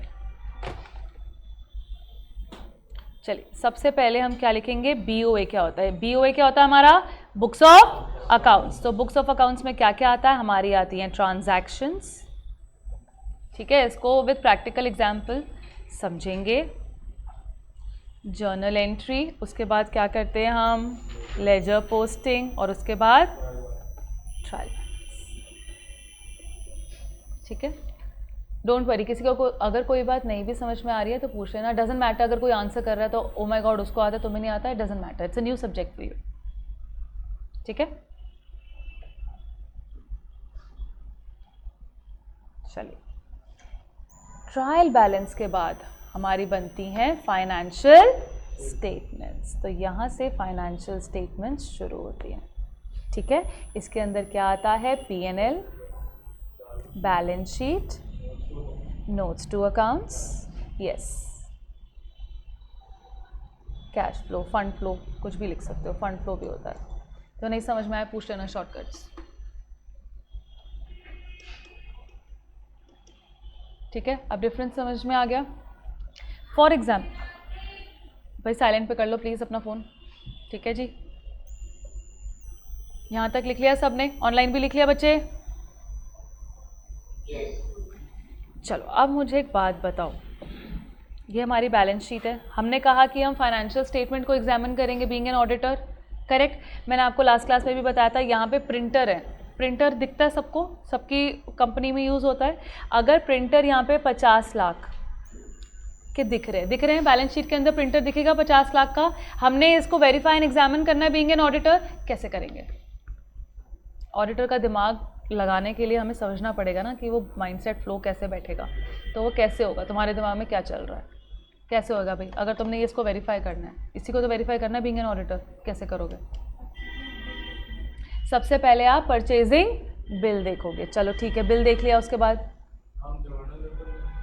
अच्छा बिल देखने की बात कर रहे हो कि भाई बिल 50 लाख का आया कि नहीं आया, उसको चेक करेंगे। या 50 लाख बहुत सारे प्रिंटर्स का होगा, तो जितने भी बिल्स एंड ट्रांजैक्शंस हुई हैं उसको चेक करेंगे। ओके, इसको और थोड़ा पीछे लेके चलते हैं प्रैक्टिकली समझने के लिए। ठीक है, हो सकता है जो परचेज मैनेजर है कंपनी के अंदर, उसने अपने भांजे से, उसकी भांजे की प्रिंटर की शॉप है, और उसने अपने भांजे से प्रिंटर उठाए जो कि 25% महंगे हैं देन दी मार्केट रेट। क्या यहाँ पे फ्रॉड की बदबू आ रही है? अब तुमने कहा मैम बिल से वेरीफाई करेंगे, खाली बिल से मुझे पता लग सकती है ये बात? एज एन ऑडिटर क्या मेरे लिए जानना ज़रूरी है कि ये फ्रॉड है कि नहीं है? ज़रूरी है है कि नहीं? क्योंकि हमने एग्जामिन करना है, फाइनेंशियल स्टेटमेंट्स को पूरी तरीके से बताना है, तो हम कैसे करें फिर? यही है ऑडिट। अभी तुम्हारा पर्सपेक्टिव ही खोलना है बस मुझे आज की क्लास में कि कैसे करेंगे हम। हमारा दिमाग सिर्फ बुक्स खाते इन्हीं में नहीं रह जाएगा, it will be much much more. ठीक है, जिस भी स्कूल में मैं जाती हूँ ना, दिस वन क्वेश्चन, काउंसलिंग के लिए I go to lot of schools, this one question जो हमेशा उठता है, ma'am can AI replace CA? It's the first question जो मुझसे पूछा जाता है, right? Now what should be your answer? Can AI ever replace CA? Why? क्या AI फ्रॉड यहाँ पे इस केस में भांजे से लिया, 25% एक्सपेंसिव लिया मार्केट रेट से, क्या वो AI कभी भी पता लगा पाता? AI आपको बिल से वेरीफाई करने में मदद कर लेगा, कैलकुलेशंस कर लेगा, फॉर्मेटिंग ऑफ लेटर। तुम बोलते हो ना कि मुझे लव लेटर मेरी गर्लफ्रेंड को लिखना है, ये बातें लिखनी है, चैट जीपीटी प्लीज कर दो, चैट जीपीटी तुम्हें करके दे देगा। ऑडिट का पेपर बनाना मैं चैट जीपीटी को बताऊंगी ये वाला चैप्टर है, ये वाला पेपर है, बना के दे दो, शायद मेरा ये वाला काम भी कर लेगा। मेरे पेपर चेक कर सकता है वो, कभी मेरे बता सकता है कौन से बच्चे ने कहाँ गलत लिखा कहाँ नहीं। सो एनालिटिकल स्किल्स, थिंकिंग स्किल्स जहाँ इन्वॉल्व होते हैं, AI can never replace that. So AI can never replace CA। तो तुम इस टेंशन में भूल जाओ कि AI जितना भी आ जाएगा तुम्हारी नौकरी खा लेगा, कभी नहीं खाएगा, तुम्हारा काम कभी नहीं खाएगा, ऑडिटर का काम स्पेशली कभी नहीं खाएगा, उसके बिहाफ पे कभी सिग्नेचर नहीं करेगा, बल्कि ऑडिटर की मदद करेगा, सपोर्ट स्टाफ होगा। इसलिए जब हम CA बन जाते हैं, ICAI ने भी AI रिलेटेड कोर्सेज निकाले हैं to help chartered accountants and auditors. ठीक है, तो आ जाते हैं प्रिंटर पे वापस, हमारे एग्जाम्पल पे। भाई कैसे करें ये फ्रॉड को, कैसे पता लगाएं? बिना प्रूफ के तो कहानी नहीं चलने वाली ना। मैनेजमेंट, तुमने मैनेजमेंट को जाके बोला सर आपको पता है आपका जो परचेज मैनेजर है ना फ्रॉड कर रहा है, उसने ऐसे किया, वो कहेगा प्रूफ दे। परचेज मैनेजर को मैं निकाल दूंगा नौकरी से, खड़ा कर देता हूं, बट प्रूफ तो दो। How will you prove it? सबसे पहले बिल्स चेक करने के बाद सबसे पहले ये पहले फिजिकली वेरीफाई करना है, और वेरीफाई करने के बाद फिजिकली वेरीफाई करेंगे तो the printer exist, it is okay. Compare करने के बाद अगर उसमें कुछ गड़बड़ है देन रिलेशन पता करेंगे कि रिलेशन। हाँ, तो सबसे पहले we will see the comparison with the market rate और what other industries in the same fraternity और द सेम इंडस्ट्री के अंदर दूसरी अगर कंपनीज हैं तो वो कैसे कर रही हैं, कितने रेट पे उठाया, मार्केट रेट क्या चल रहा था। So it's not only strictly about the company जिस पे आप काम कर रहे हो कि आंखें बंद करके बिल है ओके, ये है ओके, ये है ओके, नहीं। The perspective needs to broaden, wider scope होगा हमारा। हम कंपैरिजंस करेंगे, एनालिसिस करेंगे, देखेंगे, फिर हम टेंडर मंगवाया होगा उन्होंने, सबसे पहले कोटेशंस मंगवाई होंगी डिफरेंट कंपनी से, कितनी कोटेशंस आई थी, मेल पे मिल जाएंगे आपको, निकाल लो, चेक करो किसको एक्सेप्ट किया, क्यों एक्सेप्ट किया, प्रॉपर उसकी इनवॉइस आई कि नहीं आई, and then we will analyse. So this is just one example I am talking about. यही हमें each and every item in the financial statements अगर करनी है तो कितना दिमाग लगेगा हमारा। It's not an easy job, उसी के लिए तो हम इतनी पढ़ाई कर रहे हैं। खाली ऑडिटिंग की नॉलेज से नहीं चलने वाला है ये, आपको टैक्स की नॉलेज भी होनी चाहिए, लॉ की भी होनी चाहिए, अकाउंट्स की भी होनी चाहिए, इकोनॉमिक्स की भी होनी चाहिए, जितना भी तुमने अभी तक सब पढ़ा है, टेक्नोलॉजी की भी होनी चाहिए। तुम्हें क्या लगता है बैंक में कितनी सारी टेक्नोलॉजी, इतनी हाई फाई टेक्नोलॉजी चलती है, कितने सारे वर्ड्स है such as cloud, server, firewalls, तुम्हें इनका मतलब ही नहीं पता। यही नहीं पता कौन सा सॉफ्टवेयर यूज हो रहा है, कौन सा सैप यूज हो रहा है, कौन सा ERP यूज हो रहा है, ऑडिट कर पाओगे? अगर टैली की बात करें, छोटी छोटी कंपनीज में तो टैली यूज होता है, father must be using tally for accounting. तुम्हें टैली नहीं आती पढ़नी, कर लोगे ऑडिट, रीड करनी नहीं आती, उस पर एंट्री डालनी नहीं आती, निकाल लेंगे उसमें से गलती। वही टेक्नोलॉजी भी होनी ज़रूरी है। तो खाली ऑडिटिंग की नॉलेज से नहीं चलने वाला है, नॉलेज पर्सपेक्टिव बहुत ब्रॉड होना चाहिए, एनालिटिकल स्किल्स अच्छे होने चाहिए। समझ में आ रही है अब ये बात? ठीक है, तो इसीलिए बुक्स ऑफ अकाउंट्स की एक्सेस तो होनी चाहिए, बट इसके अलावा और भी हमारी नॉलेज होनी चाहिए। अब हमें ये बात अच्छे से समझ आई कि बुक्स ऑफ अकाउंट्स तो है ही है और इसके अलावा और भी बहुत कुछ है हमारे पास जो हमें पढ़ना है, ठीक है। ऑडिट के लिए जब भी हम फाइनेंशियल इंफॉर्मेशन की बात करेंगे समझने के लिए ना, मैं उसको दो चीज़ों में डिवाइड करूंगी। एक होगी आपकी इंफॉर्मेशन और एक होगी आपकी अमाउंट फिगर। जब भी हम बैलेंस शीट या P&L की बात करते हैं ना, तुम देखा करो यहाँ पे अमाउंट होती है और यहाँ पे पर्टिकुलर्स होते हैं, ऐसे होता है ना। तो ये पर्टिकुलर्स को मैं इंफॉर्मेशन से रेफर करूंगी और ये अमाउंट को मैं अमाउंट से ही रेफर करूंगी हमेशा, और इसी से ही हम ऑडिट के फाइनेंशियल स्टेटमेंट्स के ऑडिट को समझेंगे, दो में डिवाइड करके। एक एक आइटम को अभी हम नहीं डिस्कस करेंगे, ब्रॉडर बेसिस पे हम या तो इंफॉर्मेशन की बात करेंगे, और जब भी मैं इंफॉर्मेशन बोलूंगी we will be talking about particulars, ठीक है। फॉर एग्जाम्पल यहाँ पे जो प्रिंटर था, ये प्रिंटर यहाँ पे कैसे आया, इसके पीछे जर्नल एंट्री हुई होगी, ट्रांजैक्शंस हुई होंगी, बिलिंग हुई होगी, ईमेल हुई होगी, लेजर पोस्टिंग हुई होगी, करेक्ट। तो बैक एंड पे काम हुआ होगा तब जाके ये रिफ्लेक्ट कर रहा है आपके फाइनेंशियल्स के अंदर, ठीक है। तो ये इंफॉर्मेशन के बैक एंड के काम को हम एक नाम देंगे जिसको हम बोलेंगे internal control. There is a chapter पूरा बहुत बड़ा, इनफैक्ट सबसे बड़ा ऑडिट में, which talks about internal control। Detail में बात करेंगे इसके बारे में तब। जी जिस तरह 12th क्लास ई कॉमर्स की मार्कशीट पूरी क्लास की हमें ऑडिट करनी है, इंटरनल कंट्रोल कैसे होगा एग्जामिनेशन पर उसी। इंटरनल कंट्रोल अगर आपको मार्कशीट एग्जामिन करनी है पूरी क्लास की, इन व्हाट सेंस, मतलब are you only doing it for analysis that who is the highest, who is the lowest, किसने किस सब्जेक्ट में टॉप किया, ये एनालिसिस करना है। क्या एनालिसिस करना है उस मार्कशीट से, पहले ये तो पता लगे।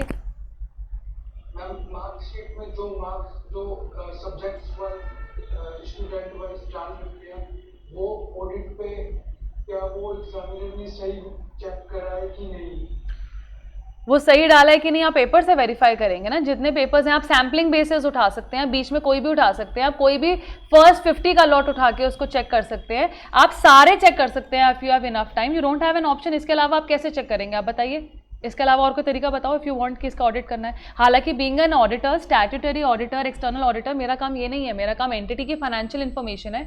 But if you taking example, आप मुझे बताओ इसके अलावा और क्या तरीका है करने का।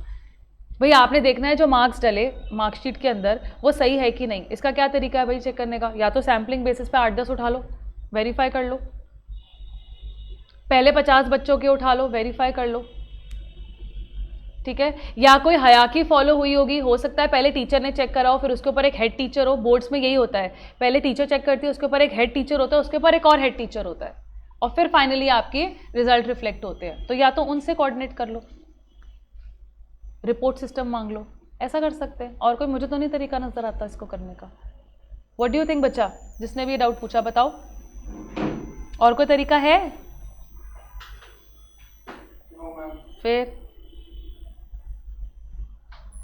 चलो अब आगे क्लियर करें। ये बात सबको क्लियर हो गई, समझ में आ गई ये सारी बातें, भाई क्या है क्यों है। चलिए अब लिखते हैं अगला क्वेश्चन। अगले क्वेश्चन पे आ जाओ। इंटरनल कंट्रोल समझ में आ गया, इसके बारे में डिटेल में बात करेंगे। बस ये ध्यान रखना इंफॉर्मेशन फिगर के बैकएंड के काम को, कि वो इंफॉर्मेशन यहाँ कैसे रिफ्लेक्ट हुई, वो टर्म जो हम यूज करेंगे उसको बोलेंगे इंटरनल कंट्रोल। अभी के लिए इतना ही समझना है, डिटेल में बाद में। ओके जी, चलिए चलो अब लिखते हैं अगला क्वेश्चन। अगला क्वेश्चन है हमारा, नोट्स में लिखिए, क्या काम है हमारा, अल्टीमेट क्या काम है हमारा। यस, एक्सप्रेस ओपिनियन, ये हमारा प्राइमरी काम है।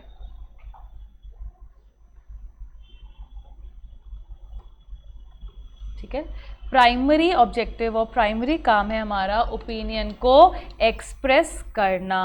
और ये हम किस के लिए कर रहे हैं, हिंदी इंग्लिश दोनों लिखेंगे बट पेपर में नहीं, it's only for your understanding. You want to write it in complete English, your मतलब योर विश। ठीक है, किसके लिए कर रहे हैं, for whom are we doing it.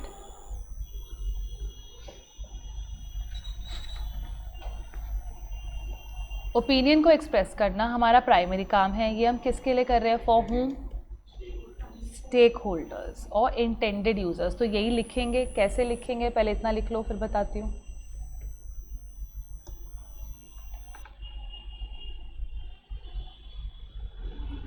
यहाँ तक लिख लिया सबने।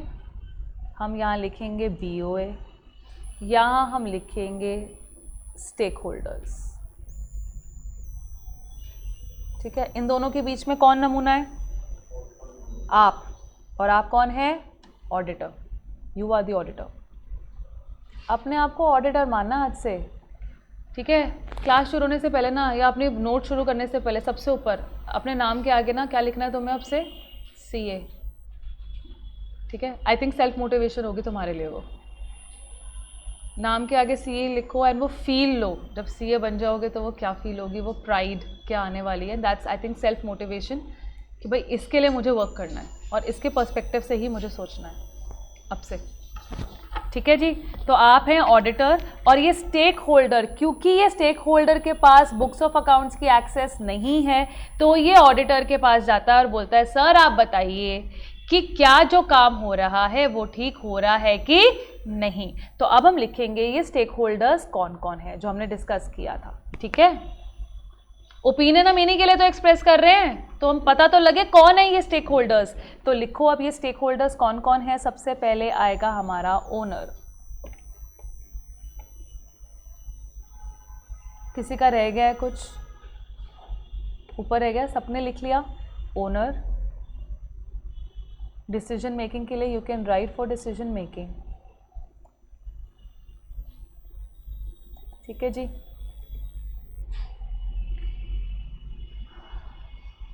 मैनेजमेंट, मैनेजमेंट में आपके बोर्ड ऑफ डायरेक्टर्स आ सकते हैं। Sometimes owners and management is different, okay, इसलिए हम 2 लिख रहे हैं। एम्प्लॉयज़, एम्प्लॉयज़ EMP और ऊपर EES इज एम्प्लॉयज़, EMP और OR ऊपर आएगा तो वो एम्प्लॉयर बन जाएगा, शॉर्टकट, ठीक है जी? एम्प्लॉयज़। वेजेस सैलरीज के लिए यू कैन राइट, ठीक है जी? लेंडर्स एंड क्रेडिटर्स,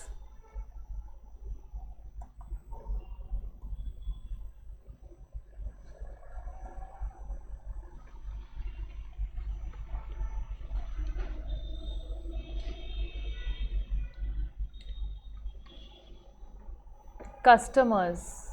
कस्टमर्स क्यों हमने कस्टमर्स? आपको मैगी अच्छी लगती है? अच्छी लग, मेरे को तो बहुत अच्छी लगती है। अच्छी लगती है, आई तो लाइक इट।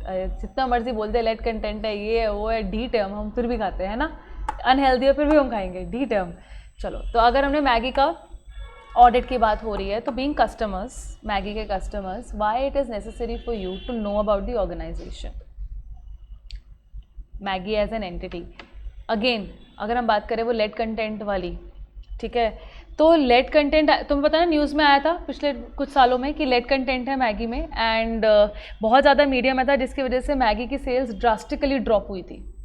वो तो मैगी ने केस जीता, इसकी वजह से उसकी सेल्स दोबारा से अप हुई। अब एज अ कस्टमर मुझे अगर यही नहीं पता, या एज अ कस्टमर अगर मुझे ये पता लग जाता है कि उसके गोइंग कंसर्न पे क्वेश्चन मार्क लग रहा है ऐसा, तो I look for other alternatives.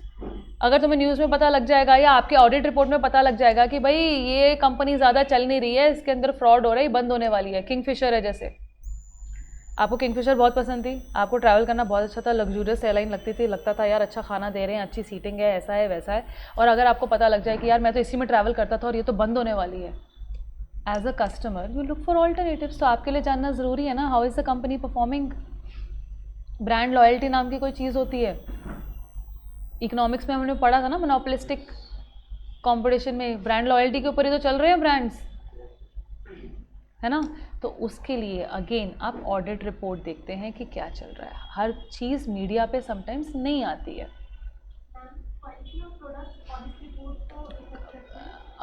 Quality check करना हमारा काम नहीं होता, we will talk further in this chapter only.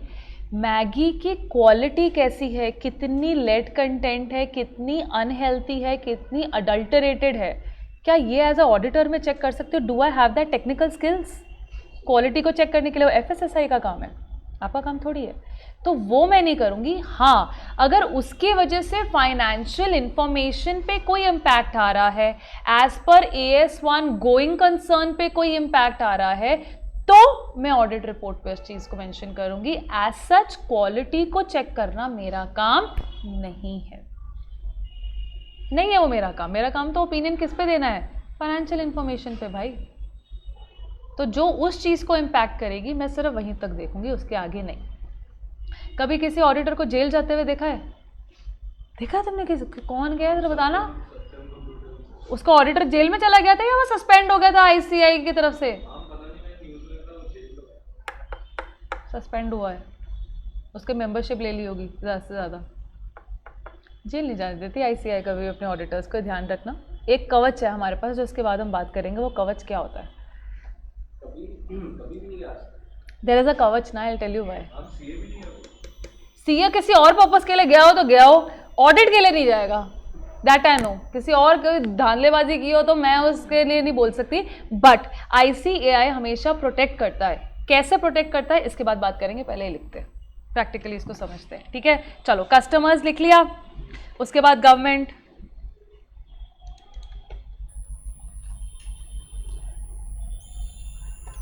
Tax के लिए research analyst, demand forecasting and all पढ़ा था, ट्रेंड वगैरह पढ़ा था, बिजनेस साइकिल है ना, जानने के लिए भाई ट्रेंड क्या चल रहा है, कंपनी आगे बढ़ेगी, नीचे जाएगी, सेल्स ऊपर जाएंगी, नहीं जाएंगी। रिसर्च एनालिस्ट, रिसर्च एनालिस्ट दोबारा लिख लेते हो, फिर कहेंगे हाय मैम कितना गंदा लिखती है ना, पहली क्लास में। रिसर्च एनालिस्ट लिखो, ठीक है जी, यहाँ तक लिख लिया। चलो, इनको ओपिनियन देना है। ओपिनियन किसके लिए देना है, अब बात करते हैं, वो कवच की बात तभी समझ में आएगी। अब बताओ जी, ओपिनियन किस लिए देना है, क्यों देना है इनको ओपिनियन हमने, ताकि ये क्या कर सके, कंपनी में क्या कर सके। Is it only about investment always? No, the customer is not investing money. Why, what is the term? It's not only about investor ना, स्टेक होल्डर में इन्वेस्टर के अलावा भी तो बहुत लोग हैं भाई। एम्प्लॉयज थोड़ी इन्वेस्ट कर रहे हैं कंपनी के अंदर। एम्प्लॉयज को क्या इम्पैक्ट होगा? हाँ, तो क्या इम्पैक्ट होगा, तो उसके लिए हमें एक टर्म चाहिए ना, किस लिए कर रहे हैं काम। इट इज फॉर भरोसा, भरोसे के लिए तो कर रहे हैं ना, वो भरोसा करे कि ना करें। और इंग्लिश में उस भरोसे को हम क्या बोलेंगे? ट्रस्ट। ट्रस्ट से भी अच्छा वर्ड क्या यूज करेंगे? अश्योरेंस। अल्टीमेटली ओपिनियन हम किसके लिए एक्सप्रेस कर रहे हैं? अश्योरेंस के लिए, ठीक है। ये भी हम लिखेंगे, don't worry, I will make you right everything, understand अभी तो बस। It is for assurance. अब ये अश्योरेंस कैसी होनी चाहिए? क्या हमें देयर टू टर्म्स जो हम यहाँ पे बात करेंगे। क्या हम ट्रू एंड फेयर काम कर रहे हैं या हम ट्रू एंड करेक्ट काम कर रहे हैं ना। There is a difference between correct and fair. दो टर्म्स हमने यूज करे, ट्रू तो दोनों में ही सेम था, ट्रू एंड फेयर और true and correct. So correct and fair में तुम्हें क्या लगता है, दोनों सेम ही चीज़ें हैं, सिनोनिम्स है, एक के बदले दूसरा यूज कर सकते हैं या दोनों में डिफरेंस है, और अगर है तो वो क्या है? What is the difference between true and fair और ट्रू एंड करेक्ट? बताओ। तो ही तो हम भरोसा और इन चीज़ों को थोड़ा और डिटेल, जितनी आज पहली क्लास में समझोगे ना, पूरा ऑडिट इसी क्लास पे इर्द गिर्द घूमेगा। इसी को घुस घुस के, इसी टॉपिक्स को घुस घुस के, डिटेल में घुस घुस के समझेंगे, डिटेल में जा जाके समझेंगे।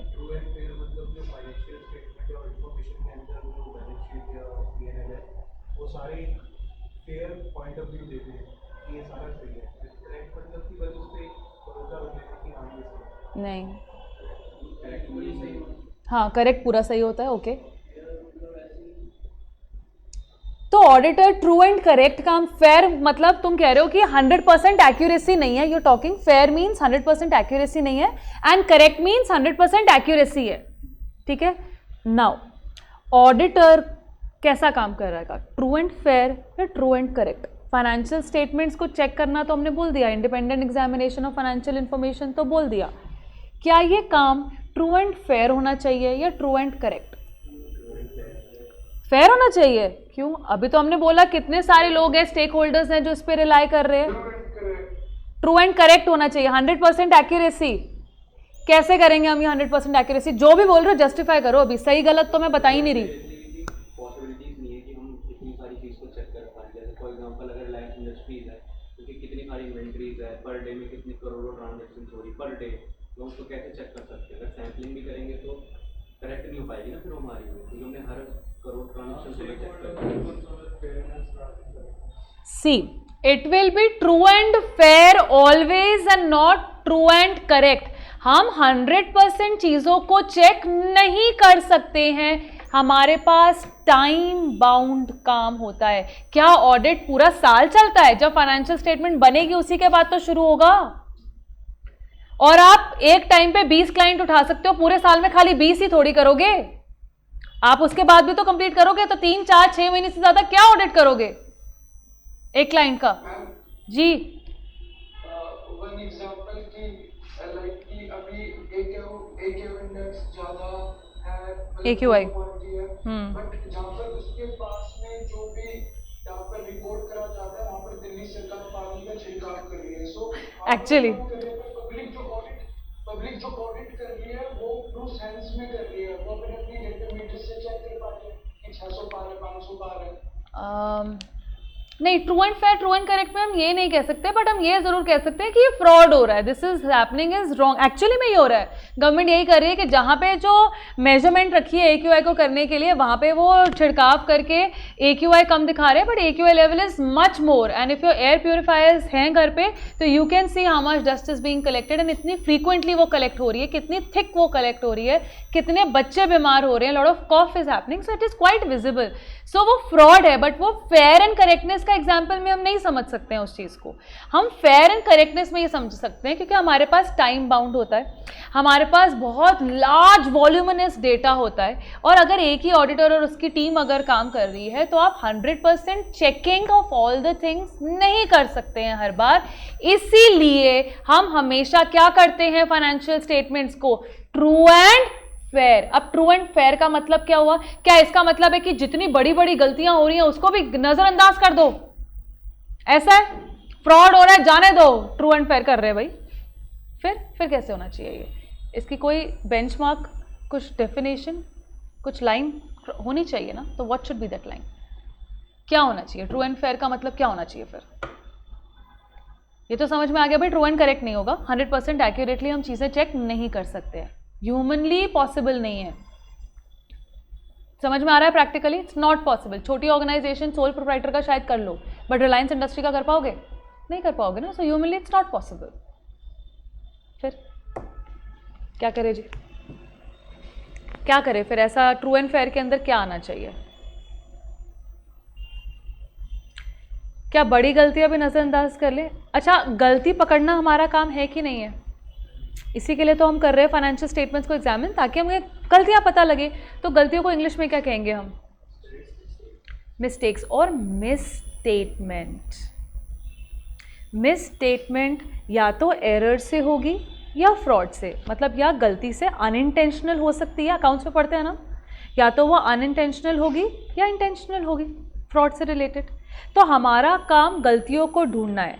अब क्योंकि हम ट्रू एंड फेयर की बात कर रहे हैं, क्या हमारा काम सारी गलतियां ढूंढने का हुआ?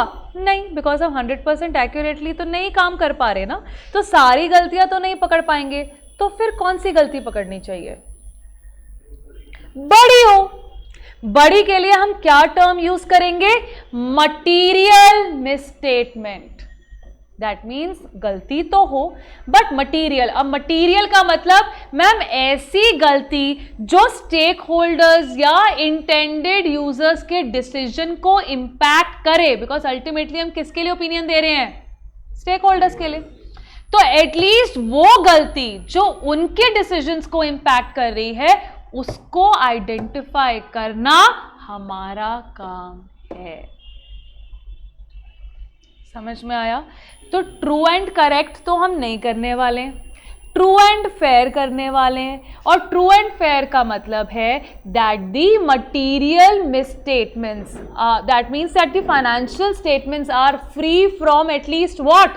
Material misstatements. बड़ी गलती कम से कम पता लग रही है। अगर बड़ी भी ना पता करी तो किस बात के सीए, किस बात के ऑडिटर? फिर तो किसी काम के नहीं हुए ना हम। ठीक है? दैट मीन्स अगर हम अश्योरेंस, भरोसे वाले टर्म की बात करें तो ये भरोसा कैसा होगा? एब्सोल्यूट होगा कि रीजनेबल होगा? रीजनेबल होगा। हम एब्सोल्यूट भरोसा नहीं दे सकते हैं। हम हमेशा कैसी एश्योरेंस देंगे?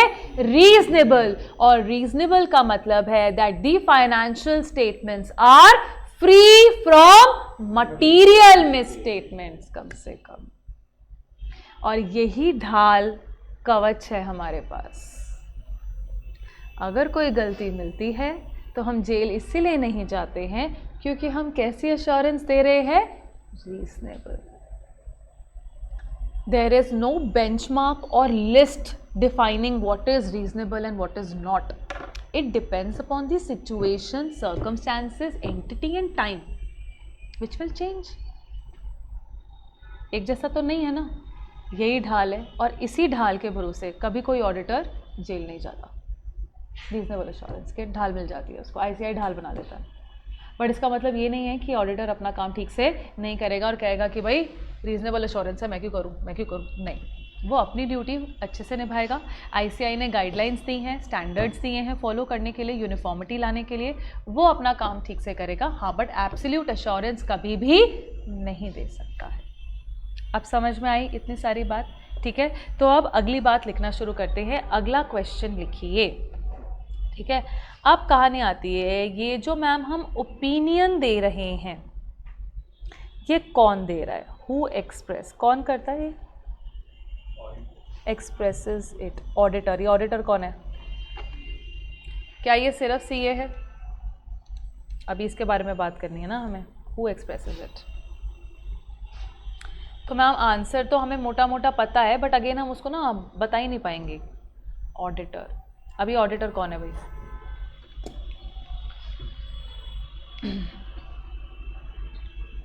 पेन्स डाउन कर लो, समझते हैं इसको, फिर लिखेंगे।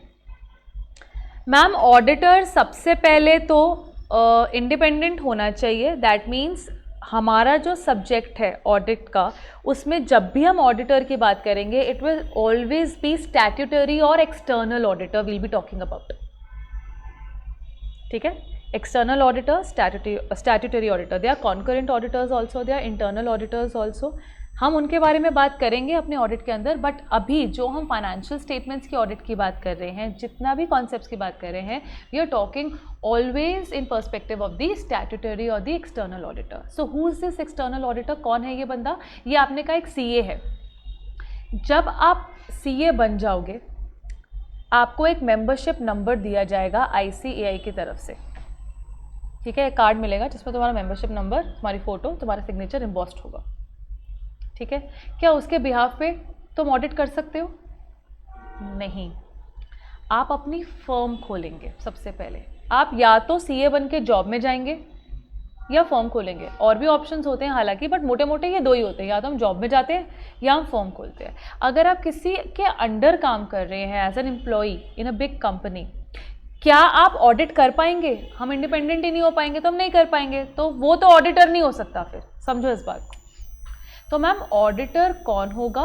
वो चार्टर्ड अकाउंटेंट होगा, बट उसके पास अपनी फर्म होगी।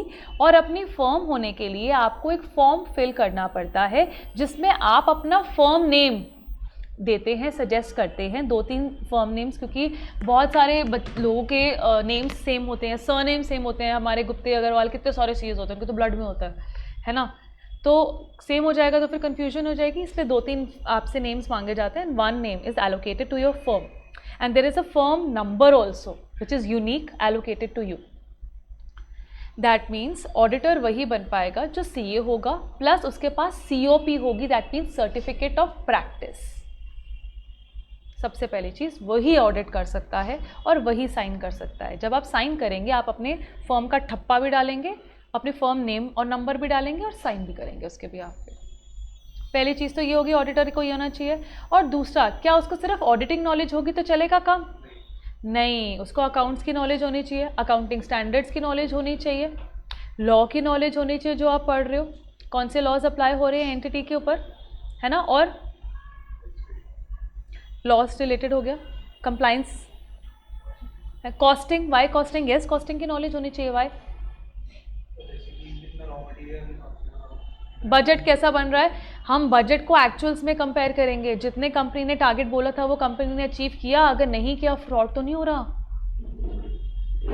है कि नहीं? तो हमें कॉस्टिंग की भी नॉलेज होनी चाहिए, हमें एफएम की भी नॉलेज होनी चाहिए, जो डिविडेंड डिक्लेयर कर रहे हैं क्या वो करेक्टली वैल्यूड है कि नहीं है, यही तो पढ़ेंगे हम एफएम में। टैक्स की नॉलेज होनी चाहिए, जीएसटी कैलकुलेट ठीक हुआ है कि नहीं हुआ है, टाइमली डिपॉजिट हुआ है कि नहीं हुआ है, होनी चाहिए।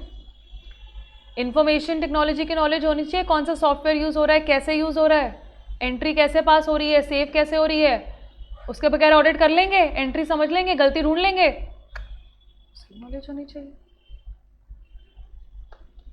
इकोनॉमी कैसे चल रही है, कॉम्पिटिटर्स कैसे कर रहे हैं। फॉर एग्जाम्पल जिस ईयर जियो आया था, वोडाफोन की सेल्स ड्रास्टिकली ड्रॉप हुई थी। अब मैं वोडाफोन का अगर ऑडिट करने गई उस टाइम पे, मैंने देखा कि 6 महीने की उसकी सेल्स बिल्कुल नीचे है।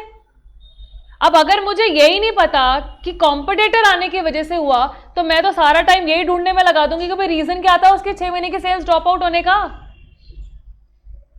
करेक्ट? तो मुझे इकोनॉमी में क्या चल रहा है उसकी भी नॉलेज होनी चाहिए भाई।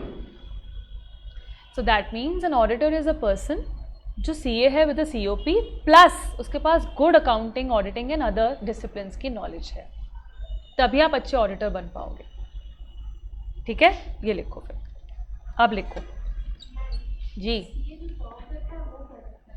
वो आप बिग 4 में काम करिए as an employee, you will be earning salary. वो आप एज अ फाइनेंशियल एनालिसिस कर सकते हो, एज अ अकाउंटिंग कर सकते हो, कॉस्टिंग के अंदर से कर सकते हो, टैक्सिंग में कर सकते हो, स्टैट ऑडिट। दैट मीन्स आप ऑडिट करोगे, that will be on behalf of the company, आप इंडिविजुअल बेसिस पे नहीं करोगे। सिग्नेचर बिग 4 का जाएगा, आपका नहीं जाएगा उसमें, समझे आप? उनकी फॉर्म नेम जाएगी, तो आप एज एन एम्प्लॉई वहाँ पे काम करोगे, not as an independent auditor.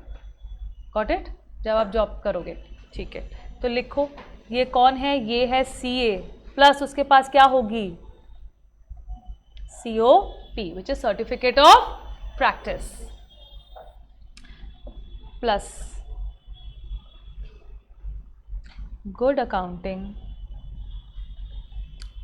and professional knowledge.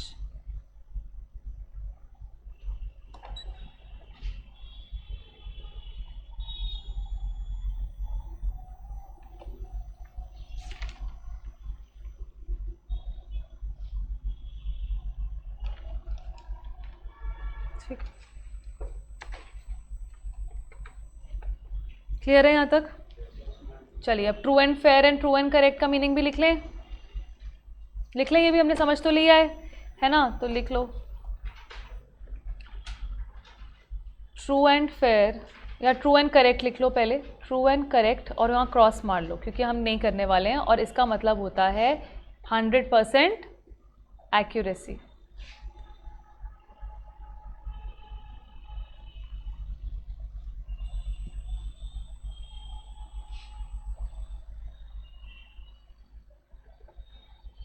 ठीक है, हम क्या करेंगे एज एन ऑडिटर जी? फेयर, इसका क्या मतलब है लिखेंगे ट्रू एंड फेयर का? इसका मतलब है इट का मतलब है financial information may have some mistakes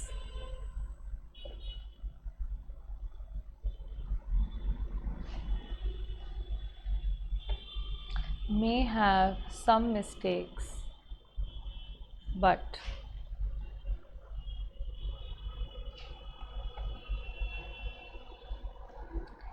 they are not so big to affect the decision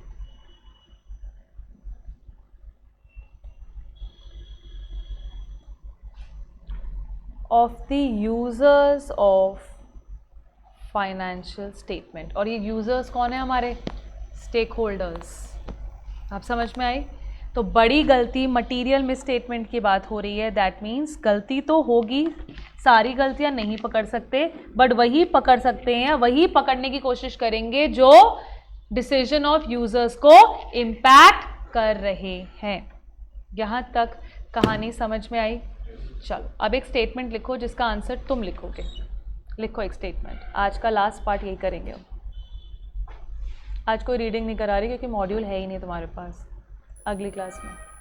auditor is the eyes and years of the company. ठीक है जी, आज कोई होमवर्क भी नहीं होगा बिकॉज हमने जस्ट स्टार्ट ही किया है। Auditor is the eyes and the years of the company. अब बताइए स्टेटमेंट को जस्टिफाई कैसे करेंगे, इसका क्या मतलब है जी? No, he has knowledge of everything.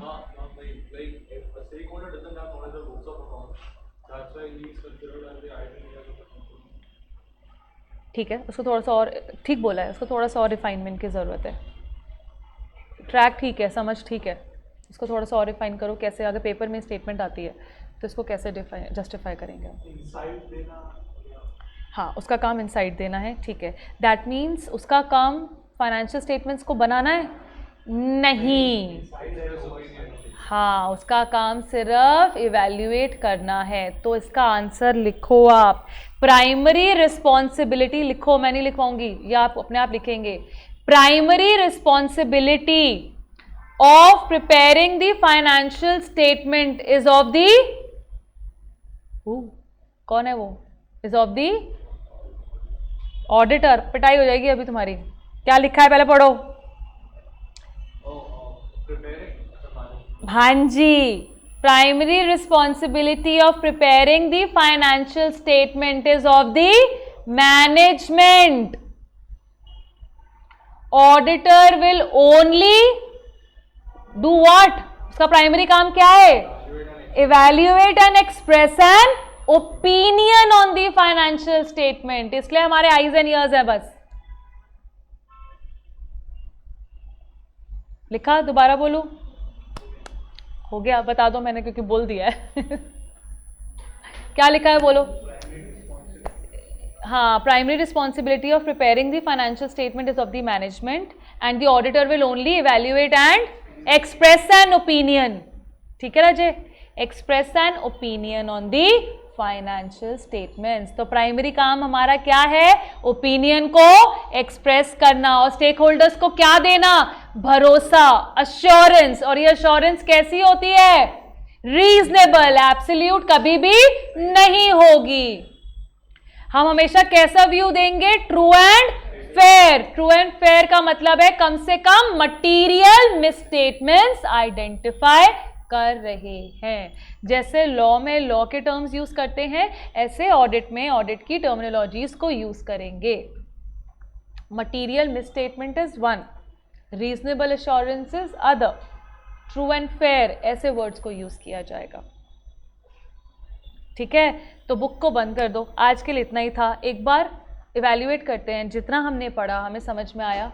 ठीक है, आज मैंने कुछ नहीं किया, मैंने बस डेफिनेशन को ही टुकड़ों टुकड़ों में समझाया है। मैं रीडिंग भी नहीं करवा पाऊंगी, अगली क्लास में ही होगी वो। एक आज ऑब्जेक्टिव्स, इंटरडिसिप्लिन ये सब कंप्लीट करेंगे तो ही हम रीडिंग पे जा पाएंगे। ठीक है जी, तो आज हमने सिर्फ ऑडिट क्या है ये समझा है। बुक को बंद कर देते हैं बिल्कुल, देखते हैं कि क्या हमने जो सीखा हमें कुछ रिटेन हो पा रहा है, कुछ कॉन्सेप्ट क्लैरिटी आ रही है कि नहीं। ठीक है, चलिए। तो ऑडिट क्या है? What is audit? Audit is independent examination of what? Of an entity, whether irrespective of the, किस लिए कंडक्ट हो रहा है वो? To express an opinion. आज सबसे पहली चीज हमने समझी कि ma'am financial information and books of accounts में क्या डिफरेंस है। क्या जितने भी इंटेंडेड यूजर्स या स्टेक होल्डर्स हैं, क्या उनके पास एक्सेस है बुक्स ऑफ अकाउंट्स की? नहीं। क्योंकि उनके पास एक्सेस नहीं है तो हमें ही फाइनेंशियल इंफॉर्मेशन को चेक करके बताना पड़ेगा कि भाई सब कुछ ठीक है कि नहीं है। ये स्टेक होल्डर्स कौन कौन है? Government, creditors, lenders, employees, board of directors, owners, banks. Financial, अगर उसमें बैंक्स मेरे ख्याल से नहीं लिखा है हमने स्टेक होल्डर्स पे, देखो लेंडर्स एंड क्रेडिटर्स में आएगा। चलो ठीक है, डन, क्लियर है ये बात। यहाँ तक कि ये स्टेक होल्डर्स है हमारे और इनके लिए हम लोग काम कर रहे हैं। हमारा इंडिपेंडेंट होना जरूरी है, हम किसी भी तरीके से बायस्ड नहीं हो सकते हैं। एंटिटी चाहे प्रॉफिट ओरिएंटेड हो चाहे नॉन प्रॉफिट ओरिएंटेड हो, ऑडिट कई बार वॉलंटरी होगा, कई बार लॉ की तरफ से मैंडेटरी होगा। ठीक है, छोटी बड़ी कोई भी ऑर्गेनाइजेशन हो, सब ऑडिट करा सकते हैं। हमारा प्राइमरी ऑब्जेक्टिव क्या है? क्या है हमारा as an auditor? What is the primary objective? Opinion को एक्सप्रेस करना, टिप्पणी देना हमारा प्राइमरी काम है। और वो हम किन के लिए कर रहे हैं? स्टेक होल्डर्स के लिए। उनको क्या दिलाने के लिए?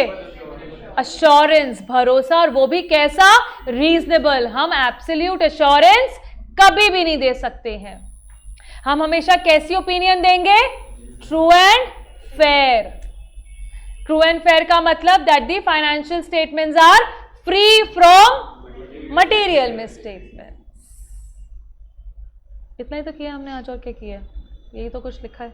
अब समझ में आया ब्रॉड व्यू ये ऑडिट क्या होने वाला है, कैसे एवेल्युएट करेंगे। इन्हीं टॉपिक्स को हम आगे जाके डिटेल में बात करेंगे। जहाँ इंडिपेंडेंस की बात होगी वहाँ हम एथिक्स की बात करेंगे। ये इंडिपेंडेंस टर्म को हम डिफाइन करेंगे।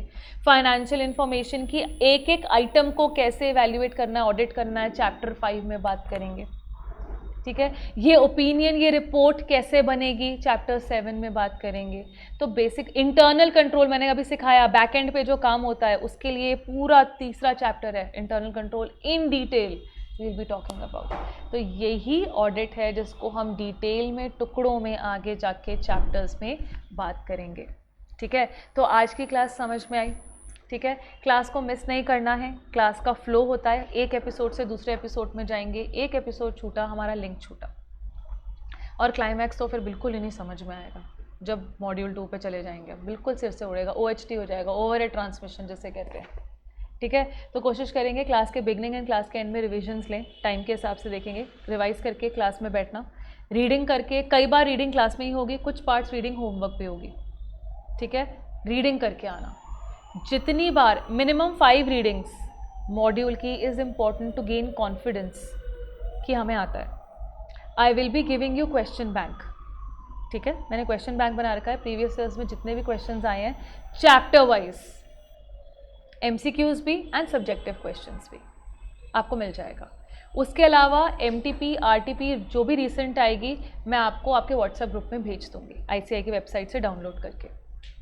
ये आपको करनी ही करनी है। मेरे क्वेश्चन बैंक के अंदर आपको आंसर्स नहीं मिलेंगे, आपको रेफरेंस मिलेगी, आपके मॉड्यूल में कौन से पेज में, कौन से पार्ट में वो आंसर लिखा हुआ है। ठीक है, तो 3 से 4, 3 रीडिंग्स के बाद अगर तुम इतना आइडेंटिफाई कर पा रहे हो क्वेश्चन पढ़ के कि ये आंसर कहाँ पे है मॉड्यूल के अंदर, यू आर गोइंग गुड। चाहे पूरी तरीके से याद नहीं हो रहा है, एकदम से होगा भी नहीं, बट अगर इतना भी हो रहा है यू आर गोइंग गुड, हो जाएगा, रिटन प्रैक्टिस से आ जाएगा। So that is going to be the format.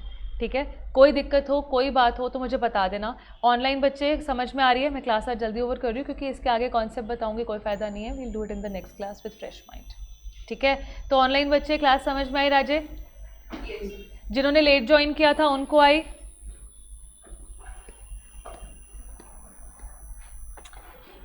रोको किंग जिस नाम से भी है बच्चा, आपको समझ में आई क्लास? ठीक है, so I am ending the class here. ठीक है, आपकी अभी इसके बाद क्लास है कोई?